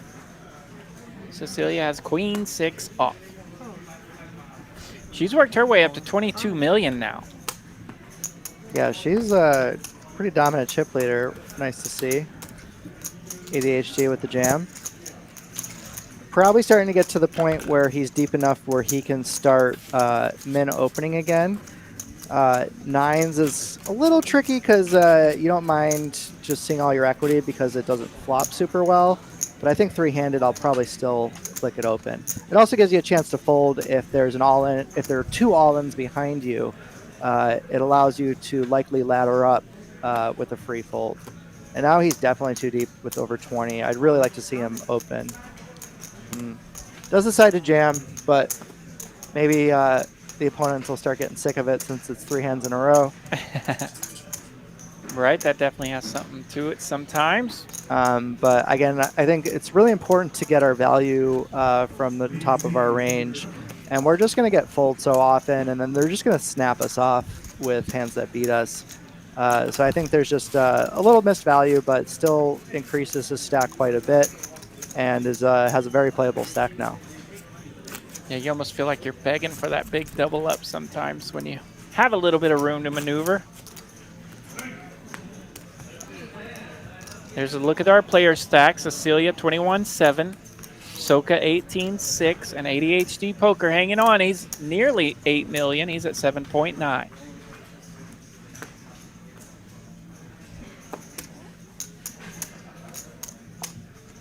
Soka with a suited 10-3.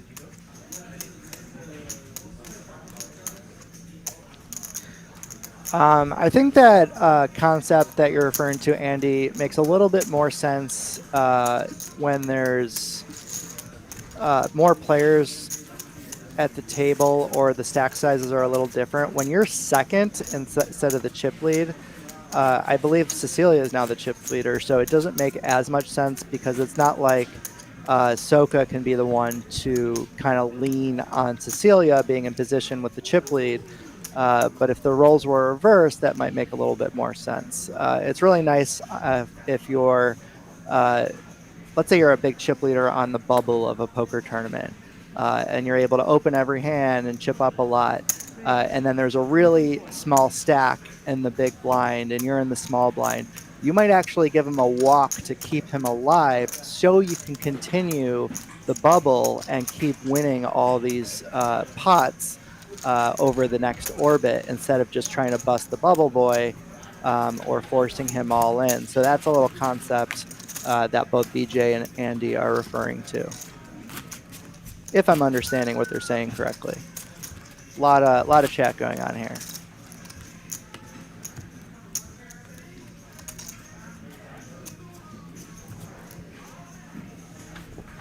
So our final 9 players have now narrowed it down to 3.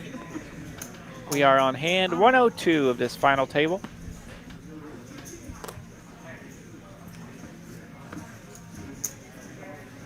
Another concept that ADHD jamming is making me think of is at these final tables with the pay jumps, you never want to just be going all in like that.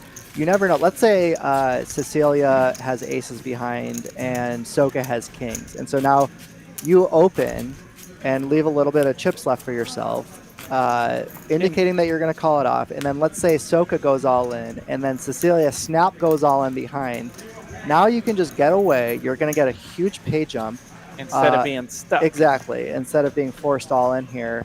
And so that's a final table concept that is also kind of new over the past few years that makes a lot of sense and is really fun to implement in your strategy. So keep in mind when you are at a final table with pay jumps and there's some big stacks behind, leave yourself some extra chips to be able to fold. Some people, for example, will put in, let's say they've got 12 big blinds. They'll put in 7 or 8 bigs. So you're going to call it off against one player no matter what. You're indicating that you're committing yourself. But if 2 players go all in behind, now you can get away. You still have a few big blinds. You might be able to spin it up, and then you get the guaranteed pay jump because pay jumps are more important than winning pots in tournaments. I do like that theory. That's a nice one to understand. ADHD Poker, he's all in here. He's going to be at risk. He has shipped it with King 8 on this flop of 4-4-9. He check raised here on the flop. Oh, this was a check raise. Yeah, Soka has a small bet in front of him there. Yeah, very tough spot here. Yeah, you can tell ADHD has been really turning up the aggression because he's been getting a lot of folds. Let's see if Soka can sniff it out and make a tough call.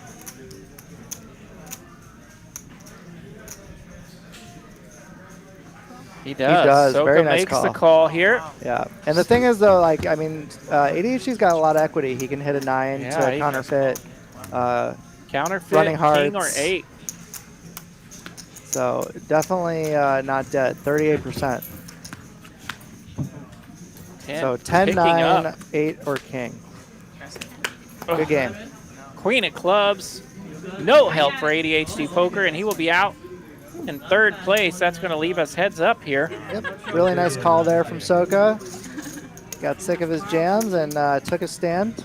ADHD Poker eliminated in 3rd place. What a run! Yeah, for really well ADHD played. Poker. Laddered up quite a bit. Yeah, laddered up all the way to 3rd place. That is a payout of $29,680, wow. And that is talking some juicy change now. Players now battling it out. Heads up, guaranteed a prize of $42,000, $62,000, $725 still up top. Yeah, you're not going to see prizes like this for a $300 tournament anywhere else in the country for, you know, just a local weekly tournament. These are some serious prizes. So serious prizes. You can play for these every month. Yeah. Usually the last weekend of the month. Sometimes it will maneuver around holidays and whatnot. But usually come to Texas Card House Dallas for this bad boy. It is a fantastic tournament with amazing structure, amazing payouts. Come see us. Yeah, if you're looking up to spin up a roll, these are the tournaments to do it in. And they're really great practice because they play a lot like these big field Choctaw or WSOP events. Yeah. So these are really good spots. If you're unsure how to play those 15 big blind stacks, those 20 big blind stacks, you're going to get a lot of practice in a tournament like this. The structure to this tournament will be almost identical to the Poker Atlas main coming up here at the end of August. And yeah, when those tours come to town, this is how they're doing it. So this is a great tournament to be in. Yeah, and BJ, I actually also agree with that. I started correcting myself as I was speaking. I was thinking when I said more players like a bubble situation, but yeah, it just depends on what the ICM stacks are for when you want to do that.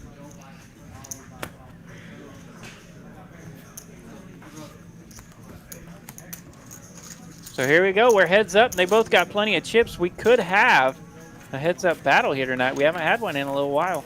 Yeah, both are very deep. You know, both have played very well at this final table, so I'm looking forward to seeing their approach to heads-up play, which, you know, is another thing. A lot of players don't really know much about how to play heads-up, but this is, if you think about it, they're playing a $15,000, $20,000 heads-up match right now. This is where all the money is made. So if you can get good at heads-up poker, you really want to be closing out more than half of your heads-up battles. And it looks like they're both very deep, so there's going to be quite a bit of opportunity here for either one of them to outplay the other. One thing that's changed also in the last few years is now instead of every player at the table anteing, there is now a big blind ante. And so when the effect on heads up poker becomes more extreme, so now there's a whole extra blind out there instead of 2 small antes. So it becomes much more costly to fold pre-flop heads up. So you're going to have a lot more button limps. Although depending on your opponent, it might make sense to deviate and start raising a lot wider if your opponent is not aggressive enough or too tight. After the second hand, I realized.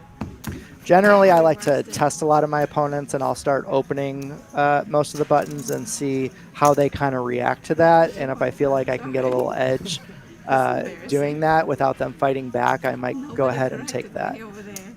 Pretty big flop here for Cecilia. She's landed bottom pair in a flush draw. Yeah, this is the type of hand where you want to play it very aggressively. You have a lot of equity, but not quite as much showdown value.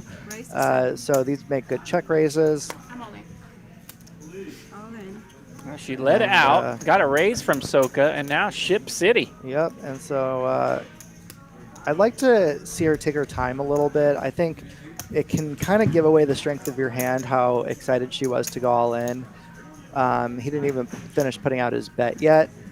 So, you know, always kind of make sure you also know the action so you don't let yourself get angled or make a mistake. So you want to make sure you know what's happening. But nonetheless, I really like her play. Really good all in. Takes it down. And just like that, she takes over the chip lead. There you go, ADHD Poker in the chat. Good game. Thank you, everyone. And to TCH, thank you, ADHD. Thank you for playing, and thank you for being entertaining tonight. I hope you had a blast making a nice big payday at that 3rd place finish. And we appreciate it, man. Absolutely. Really well played, ADHD. I thought you maneuvered really well with your stack size. You were very aggressive and very thoughtful with your spots, and have a very nice payday. So congratulations, and we hope to see you again next month. Yeah, Soka putting in the no equity raise there, but like you said, heads up's a different beast, right? You almost have to do that once in a while, right? Yeah, I think with Soka, we've just noticed he's been kind of zagging when he wants to zig lately, and vice versa. So, you know, timing is everything. We'll see how it plays out. Yeah, Mitchell, that's the word for it. The timing tells. You know, live poker, you gotta respect all those different tells that you might give away. And generally, I like to wait and make sure I completely understand the action, make sure I'm not getting angled, make sure even if it's a clear play one way or the other, I don't tank and waste time, but I want to make sure I'm confident with what I'm doing and think it through first for a second.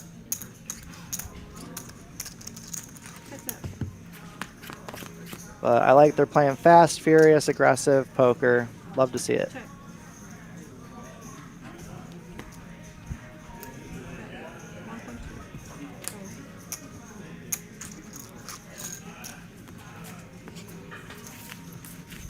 Yeah, I like the action here. Playing quick. Brian Park in the chat asking what time did this tournament start and how many entries were there? Well, it started on Wednesday. We had 6 flights of day 1. And there's a quick look at it here. I see Cecilia starting the action there from the button, but there's a quick look at it. 1,602 entries. It's a $300 buy-in. It lasted, we had 3 days of day 1, day 2 on Sunday, and then today was the final table. You can play for this giant prize pool every month here at Texas Card House Dallas. Hope that answered your question there. Yeah, and I assume next month, are we going to take a month off? This one may have a break as Poker Atlas Tour is running the exact same time, so you'll have to check the Poker Atlas schedule to see what's going on there. So I'm sure I'm bragging about this fantastic tournament, but yeah, you're right. They'll probably be...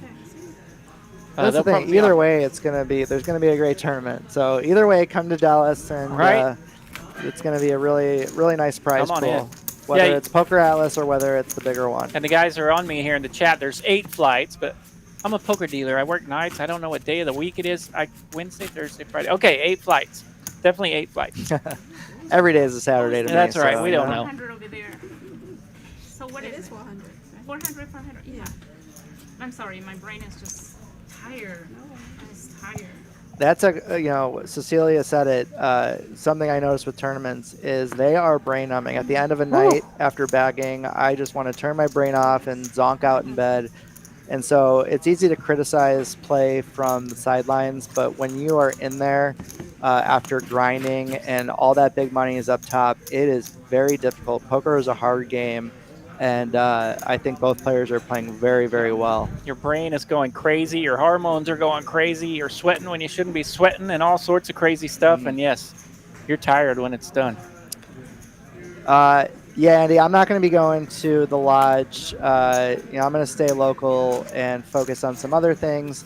I know Casey's going down there for some big cash game streams down to Houston, but and she might play something. But my next big tournament is going to be here for the Atlas Tour main event, so I'm looking forward to that. But if you're going down there, good luck. I'm going to try not to burn myself in Hawaii. Good luck. Good luck to Danny on that. Yeah, right. I turn straight into a lobster. There is no tanning for me. I go straight to lobster mode. No warm up. Yeah. No. I got pretty lucky with that stuff. I usually get a little burnt maybe the first time out, and then I'm good to go for the summer.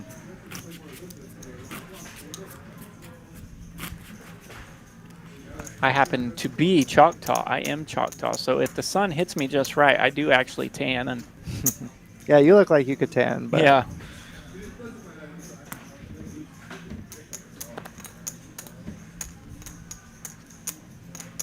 Raise 800. Oh.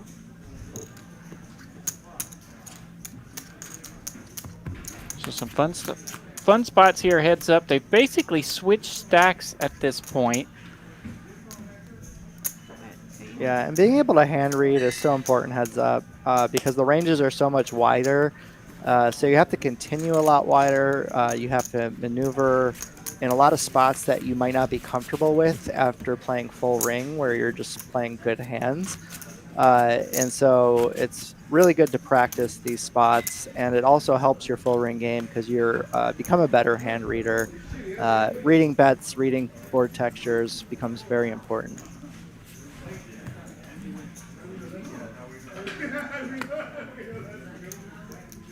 There's also a lot of variance to heads up poker, though, so it's anyone's game, and both are playing very good. Still 301 viewers checking us out. We are heads up from Texas Card House Dallas. Second place here.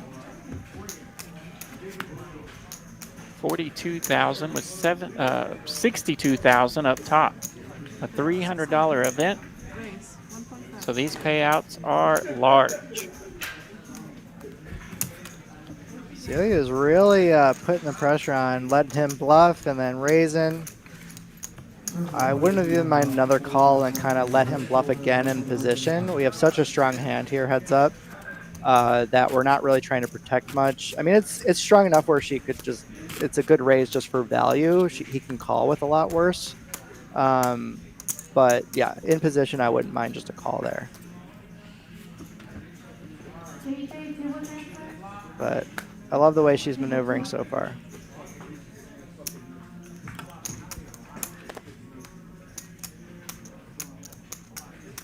It's on there. Raise to 8. And you can see how valuable it is. If he min clicks the button and she folds, he's picking up 2 big blinds there, which is very, very valuable. Yeah, Brian, they are playing very fast, which is nice to see. And neither of them are afraid to put chips in the pot. So it definitely could end. But that being said, they're also still quite deep. So it could go on for a little while also. So anything's possible here.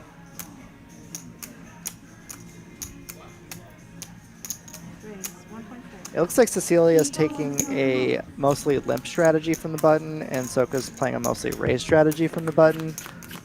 So we can kind of see he's going to be able to play More inflated pots in position, which is always a huge advantage. 1.1. But she's flopping a little bit better and maneuvering really well post-flop too. Really great card for both of them.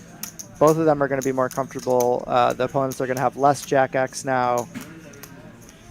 Any pair heads up is already good to begin with, and then on the paired board just gets even better. So I'd really like to see her continue here. I hope she doesn't fold. So he bets 2.9 million now into about 5 million. Yeah, and this is another thing. If you're not used to heads up, like she plays mostly full ring, where this becomes a kind of a tricky spot where you're going to fold a lot. But heads up, she's actually in a really, really strong position. She also beats a lot of 10Xs that could be betting for value. There's a lot of draws out there as well with backdoor flush draws. Does decide to play it conservatively and get out of the way.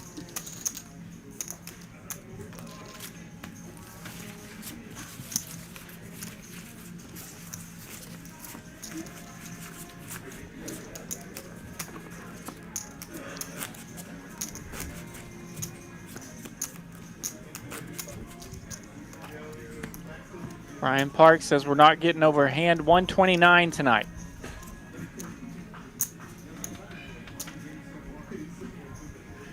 I don't know. I feel like they're dug in a little bit. I might take the over on 129. Yeah, I'm starting to think the over as well after seeing that hand. Yeah, it's easy to understand maybe her thought process. Again, most players just are not used to short-handed play. It's so different. It's very tough, and I wouldn't expect him to be turning those 6Xs into bluffs much. Like BJ said, that's a good spot for him to start pot controlling because he does have good showdown value already, and betting again is almost turning your hand into a bluff. Although there could be an argument for some equity protection against some draws which are out there as well. But for his sizing, it seemed more like a bluff. Chase is in the chat as well, another local crusher here.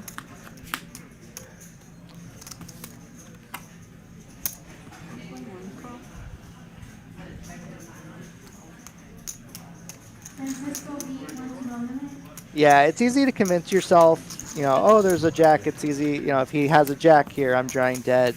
But at the same time, the correct way to think about it is that he's less likely to have a jack, and there's still a lot of draws out there.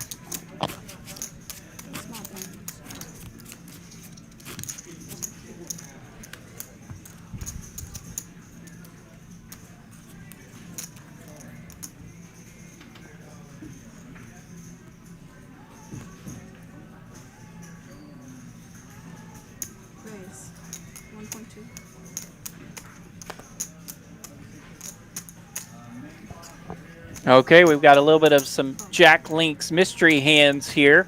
We got word from the greatest production crew on the planet that our cards are going to be off here for a couple of hands as the readers aren't going to come in, but it will get corrected here shortly. Yeah, we just have to reset the graphics here. Just bear with us for a few hands, but always nice to kind of think about what the players will have without seeing the cards. It just shows you how much harder this game is. Right. It's easy to judge when you can see the whole cards. Yeah, we can pick on everybody when we get to see the cards. Yeah, but when you're in the game, it's a little bit different.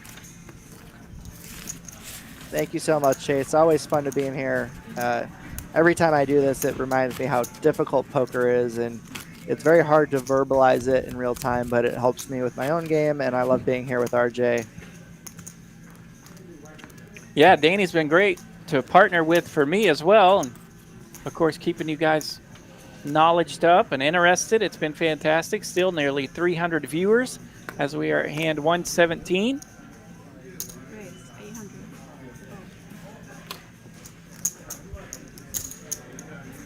Big bad Soka, little raise from the button, he takes it down. Has been fun to see the different approaches from the buttons. Yeah, and he's been a little bit more aggressive pre-flop, which is really important when, and in general heads up, which I think is a little bit of an advantage. So I'd like to Cecilia get her Exactly. It's very, very close. Basically even now. Any big pot will settle the score. But his pre-flop aggression is causing her to fold out a lot of equity, which is helping him chip back up. So I want to see Cecilia get back in there and start bullying him around a little bit again. There she goes. Back to the open raises. I think she gets the idea now. 2.5. All right, we're getting some 3-bets. 2.5 million now. There we go. 3-bet takes it down. Soka's putting on the burners now. Yeah, and again, if you want to be a good poker player, eventually you're going to need to learn that aggression. Taking down those pots uncontested, getting that fold equity, that's where all that extra money comes from. It also makes you a lot harder to play against. So if you're trying to find ways to get better, start looking for more spots to put in raises. Raise 1.9. C10 is killing it. She's been in there a while. About to be 4 hours deep into this final table. Yep, without a break here for Dina. Be nice to your dealers, everybody. They work super hard. It's a thankless job. They get yelled at when people lose, and it's not their fault. So be nice to your dealers. Tip well. Our friends come and go pretty fast. Mm-hmm.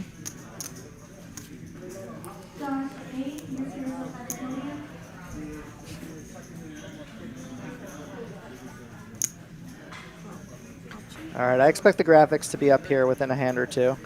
So as they're not back yet, we see Cecilia limp from the button. Soka will raise it up. Yeah, and I think Soka's noticed that she has been folding a lot to his aggression, so he's kind of continuing at each hand. Check. Check. She has possibly snugged up just a bit here that he's able to pick up on. And of course, when you pick up on that heads up, you're going to try to chip away. Yeah, the past few times I've done this, when it got up to heads up play, one player had a huge advantage, so it was over pretty quickly. So this is actually really nice to see both players having more than 50 big blinds, very similar stacks, and so we really get to see some fun heads up battling here.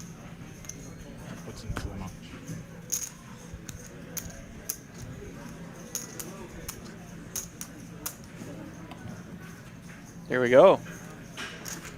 Nice bet there. Looked pretty value-y, even though we don't get to see the cards, but Soka agreed, and he will lay it down.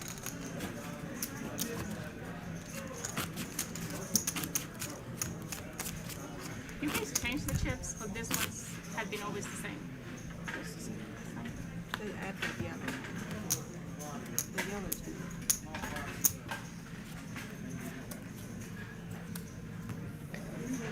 Yeah, another common heads-up strategy because of that dead money is to actually limp with a large percentage of your hands, including your strong ones, and then you have limp folds and limp re-raises. So there are multiple ways to play these heads-up battles depending on the tendencies of your opponents. Ooh. As our card readers come back, it looks like Cecilia just happens to have aces, a pretty good starting hand. It's a good one to come back to.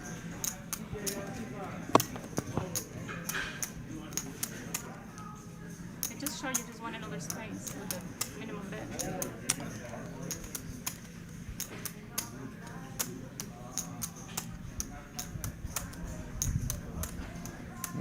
bet. That table talk might make him think he can steal it on a spade, so he might go ahead and represent it. But yeah, it's not going to really work out against her aces. No spade, so she just rips it here. And I like the thought of Soka, trying to maneuver a little bit and have some floats. But I think the types of hands he wants to do it with, he should have like something to fall back on a little bit instead of these really dangerous boards when Bottom he doesn't pair even have on a no flush. Yeah, no pair, no draw on like a connected flush board. You're just asking for trouble. Your opponent, can have any of those cards. We don't block anything good. So again, how our hand interacts with the board is very important, and I think he should have just given that one up. Yeah, I will say for Soka tonight, man, he's had a lot of spots where it's just kind of medium schmedium, and he's made the most of it. The pocket threes that took out ADHD, a perfect example where it's like, man, do you really want to go with this or not? And he's been able to chip up and keep his chips healthy all night, even though he hasn't just crushed it with the cards, with his holdings. Interesting spot here. Yeah, on these paired boards, ace highs are very good heads up, so I don't expect either of them to fold to this bet. It's going to chop a lot as well. Oh, flush city. She's got to feel good. Like to see us. Nice small value bet here. Heart for Cecilia.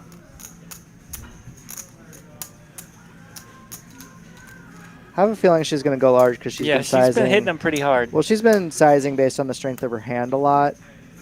Yeah.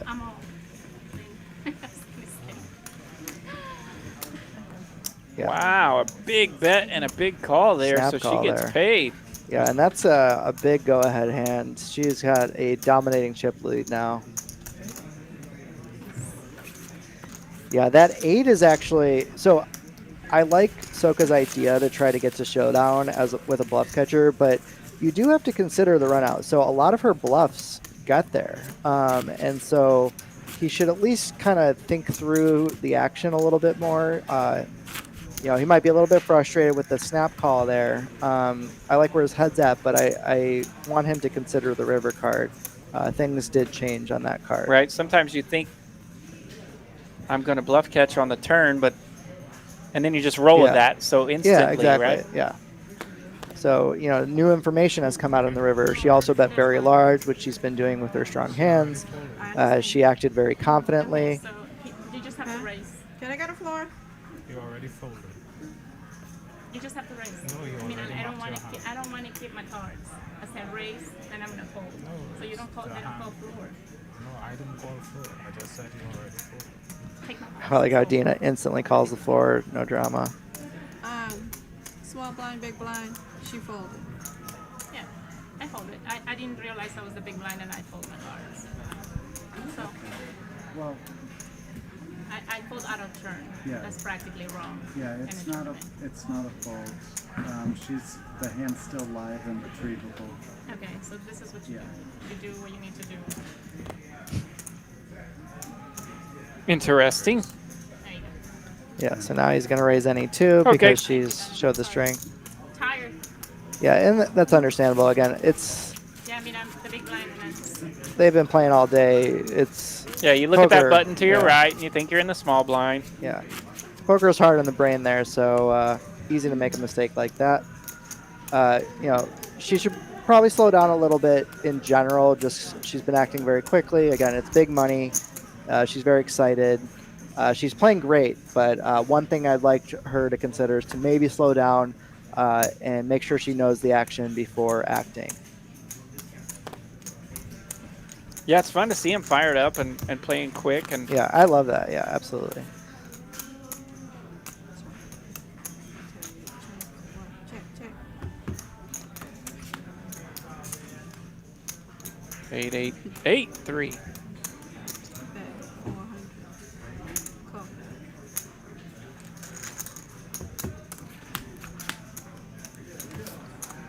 Fast and Furious playing here.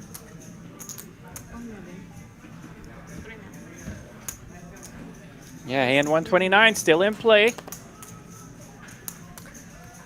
Yeah, JV3 mentioned being tired, and one thing I noticed about tournaments, like at the end of the day, the last level is when players make the biggest mistakes, and that's when the stakes are the biggest. So, always take a little bit extra time at the end of the night.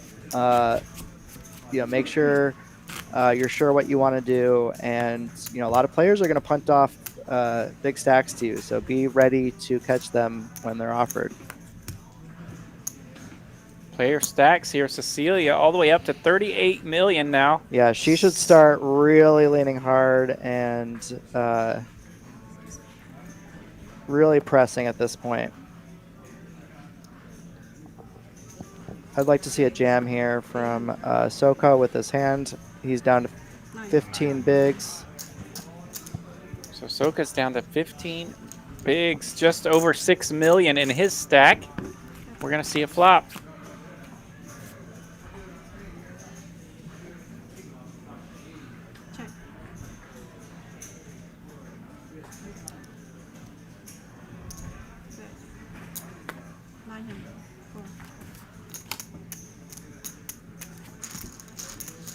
Soka able to continue there from the button. He'll take it down.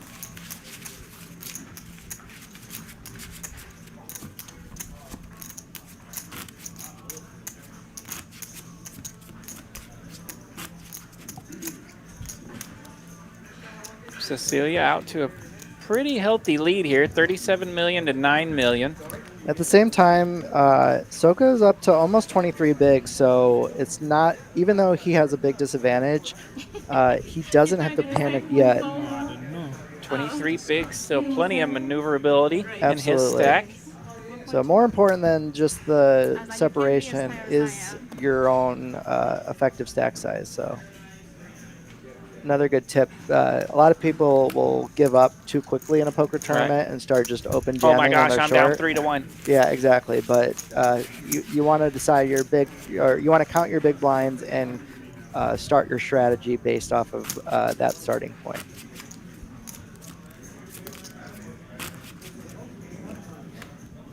Here you go. I need to help you. You express yourself with too much.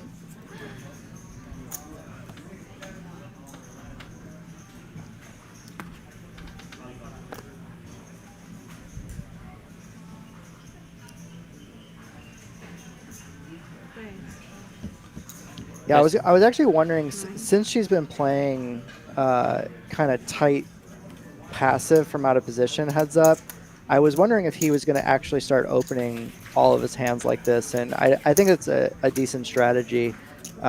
She should probably be defending a hand like Queen 5 offsuit. So the fact that she's folding all that equity out gives him incentive to, maybe as an exploit, to just start opening 2x with every single hand on the button. That might be something that if I was playing, I would implement just from what I've seen so far, until she kind of makes me think otherwise, because she's playing a little too tight heads up for a heads up play. But the hand she's playing, she is playing well, so she's still holding her dominating chip lead. Yeah, right. Sometimes in heads up, you feel like you've got to wait for your spot, but your spot doesn't always come heads up. You kind of have to And the play it blinds are out. so big that it just becomes so costly to give up pots. And so let's see if he continues with it. I'd like to see him open 2x again. Just a limp here. Also fine with the suited hand, plays a little bit better. Finds top pair. Yeah.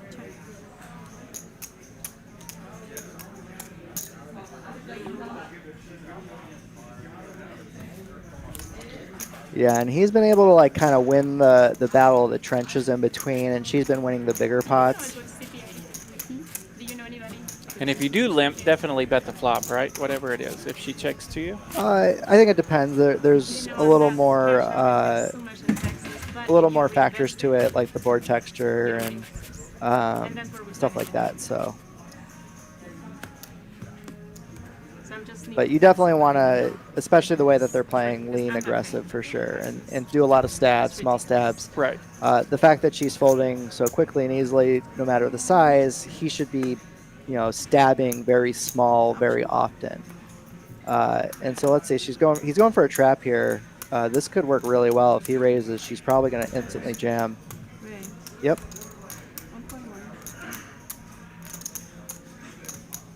And 129, we got action. Yeah, let's see how she approaches this spot.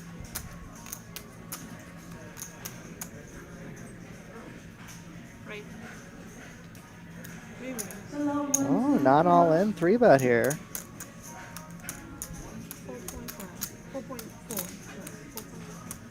Maybe scrambles his brain a little bit because he's got extra things to consider.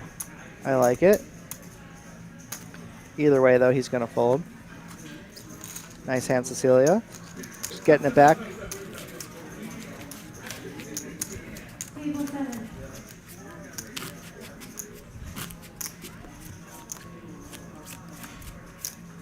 There you go, a fun spot here for both of our players. Local players here, battling it out, a $300 buy-in tournament.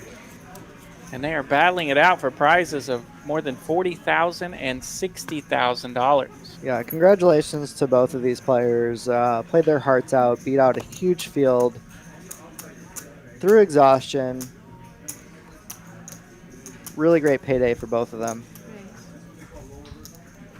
Yep, and you can see he's, and I think those hands are good to do it with where they don't play very well. So if he limps, yes, he'll have position, but it'll be a little harder to maneuver. But if he can just get all that fold equity out of the way now and not have to play it, and then she's going to re-raise her strong hands, he can just get out of the way.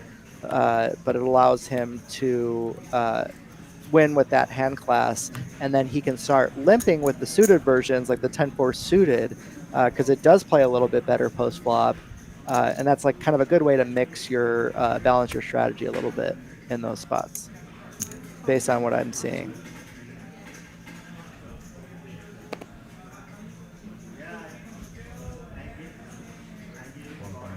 Raise to 1.1.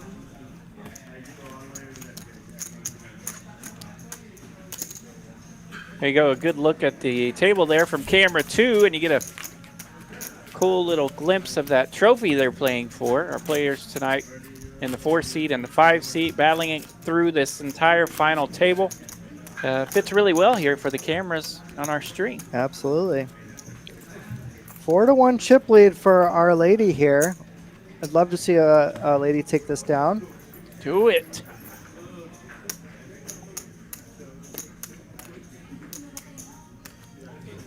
Raise to 8. Re-raise. 1.9.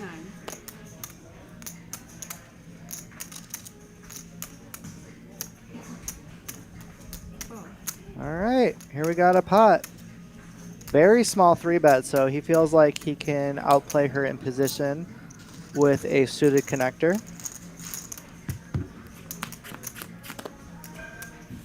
Really, once again, the players really kind of playing to the strength of their hand here. Mm-hmm. Kind of is what you would expect it to be. And Soka rips here. Yeah, you don't see, that's the thing though. You don't really need to risk so much. Size it like this. You accomplish the same thing with a small bet here, and you're just dead now when she wakes up with something. But also, she's been playing. So whenever she's hit something, she leads out, and so she's been taking the betting lead right away. And so maybe his read is that she just will never have something after to call with after checking. But she's also had a couple traps, so I don't know if that's necessarily true, but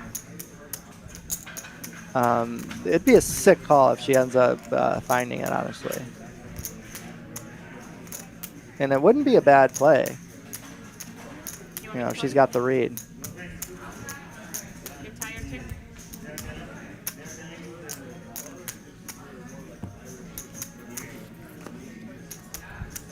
And he shows it this time. Shows the 10 high.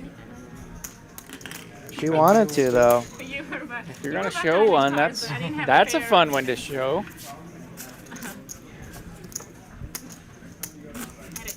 Streamlabs saying help us get to 150 likes. Hopefully we're there by now. We've got 300 viewers. We've had more than 300 viewers throughout the night. So thank you guys, each and every one of you. Make sure you're hitting those likes so we can make Streamlabs happy. They want to see 150 likes. If we get over 100, then I'm happy. But Streamlabs, whew, they want 150. Help us out, everybody. Let's get our like count up. While you're here, you're watching, hit that like button, subscribe, all the good stuff. Subscribe for sure. The TCH Live YouTube channel and streaming on some other platforms as well. But you definitely want to check out the entire channel as we're streaming games from Rio Grande Valley. We're streaming games from Houston. I believe Houston had a final table earlier tonight as well. So lots of fun stuff to be checking on the channel, TCH Live. Yeah, B-Dell, I completely agree. Cecilia is always a joy. Very happy for her that she is having such a big score here. Love to see her close it out, but Soka's also playing great. So either way, we're going to have a great champion tonight.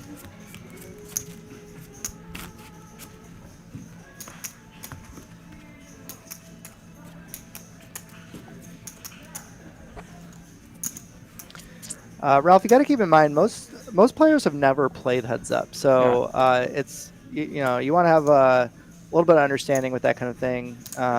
Everybody plays poker for different reasons, and most people haven't had a reason to grind heads up play very often. So I've done it once in 20 years. Exactly. So poker's a tough game. So and I've watched it not many more times than that.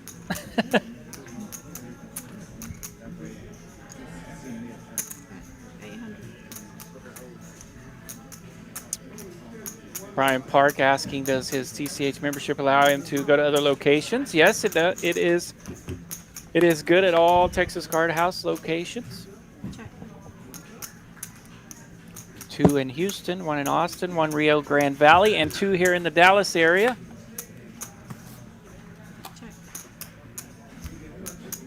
And I understand the Austin room is coming along. They're about to move across the street, folks. It's going to happen. Very nice.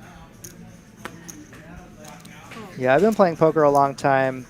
Played in a lot of different poker rooms. Texas Card House really knows what they're doing. Great staff, great experience. So definitely come check it out if you haven't. And of course, I did have some heads-up play like back in the, full tilt days and whatnot. Yeah. The heads-up sit and goes. Yeah, for sure. And the heads-up cash. Yeah, I played both a little bit. I actually played heads-up exclusively for about 6 months. I loved it. I studied it. The heads-up sit and goes helped a lot for my tournament play too. But not as much recently. And those single table sit and goes are 45 players sit and goes. You can go to heads up and get a little practice in on those. So that was always kind of fun. Brian Park, where's the second Dallas location? The first Texas Card House Dallas right here near I-35 and I-635. And the other location, the newer location, is in Las Colinas, off Highway 114 and MacArthur. That is in the Irving area. They're really only about 12 to 15 minutes away from each other. And the rooms are very different. You can play different buy-ins at each room. Texas Card House Dallas, the tournaments are popping. And Las Colinas will have a daily tournament there as well. And a lot of things going on.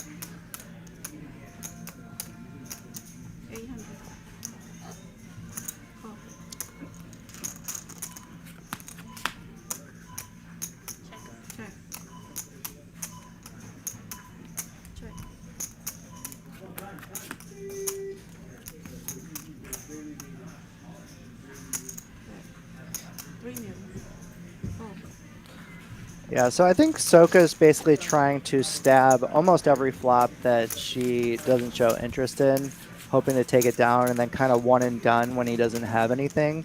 So with that strategy, you can go very small on the stabs, like even as small as 1 big blind, because she seems to be pretty inelastic to the bet sizing, meaning that she's going to play more on the strength of her hand versus the size of the bet. And so with that, you can start sizing down a lot. So I do like his approach to trying to take advantage of that situation. And I think I missed it, but ADHD Poker made another appearance in the chat a while ago. Oh, he gave us a shout out. Thank you so guys much for casting and a great commentary. That's from ADH Poker, our 3rd place finisher tonight. Yeah. So much credit to absolutely everyone behind this card room. Except us. Except us. Fair enough. Fair enough. Yeah, we got you. I agree. See how it is. Honestly, playing is even, or commentating is harder than even playing. So this is definitely not an easy gig. It is kind of weird sometimes dealing. I feel like that. I'll be dealing to like my buddies or whatever, and they break out in a big pot, and I am so stressed as a dealer. Way more stressed than like if I were playing with my own chips. It's such You a don't wanna weird. screw it up. Yeah, it's such like a Yeah. weird phenomenon. I don't know. The thing with I notice with commentating is, you know, you're here every hand. Your brain always has to be on and thinking. When you're playing, you can take hands off. So it becomes very tiring. It does make 4 hours go super fast. What I just said, he probably said she's picking on me. Almost to 100 likes. Handsome Andy says, we got time. Let's get it over. We got time. We are down the stretch. We can smell the end zone. Make sure you're clicking like. We want to get to 100.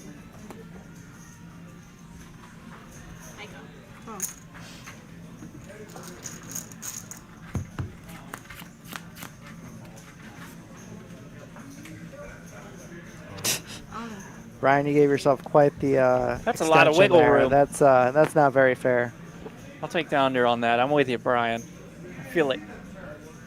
We have an all-in here, by the way. 2 million? Yes.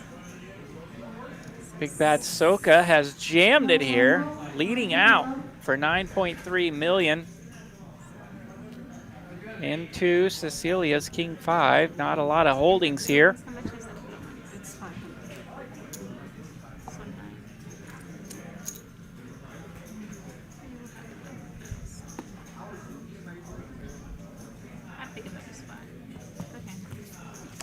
All right, chipping back up. Blinds are up again, though, so you know, we're forcing the action.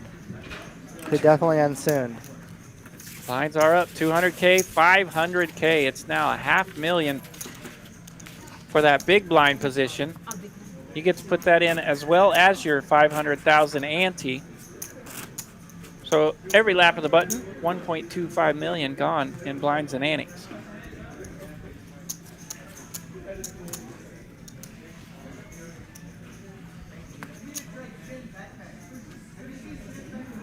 Yeah, you can see Soka's got all the anti-chips, so he's been winning the battle of the trenches, but she's still been winning the big pots, protecting that chip lead, so he's still going to have to knock her down. I do like the way he's approaching this battle.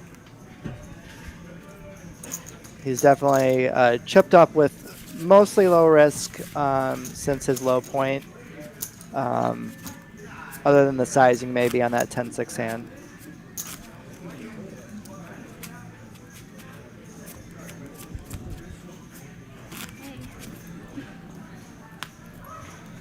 Yeah, Andy, that could definitely happen, you know, based on how he's been playing.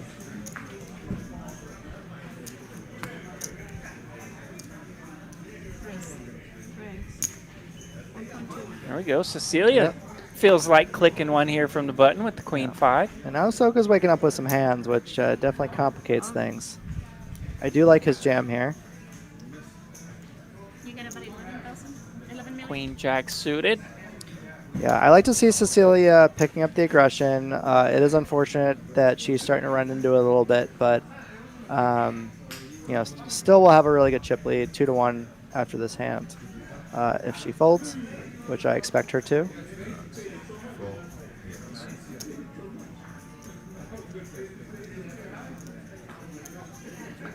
And Soka's going to be 32 bigs after this hand, so quite a lot of play again.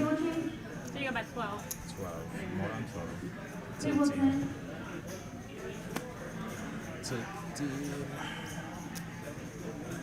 14. 14 going short. Check. He's too rich. Too rich. Have you down to 8? I should have called you with an 8-7. Okay, I'm not going to regret it. It was a good play from your side. I like that. No, I was. That's the mindset you got to have. That's a champion's mindset. You don't want to think about past hands where you may have made a mistake. We all make mistakes at the table. If you can shake it off and focus on the here and now and be present, you're going to play good poker. And so I really like what Cecilia just mentioned. I'm a little bummed about a hand that happened about 4 or 5 hands ago, and she said, I'm not going to think about it. It's gone. Absolutely.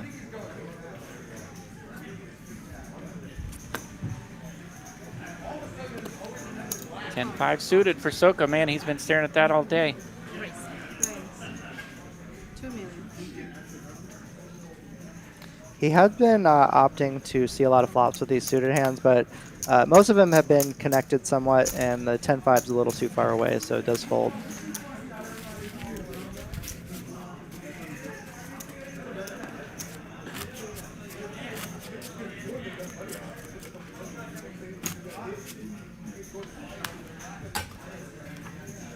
It's 5 and 5? 2. You too.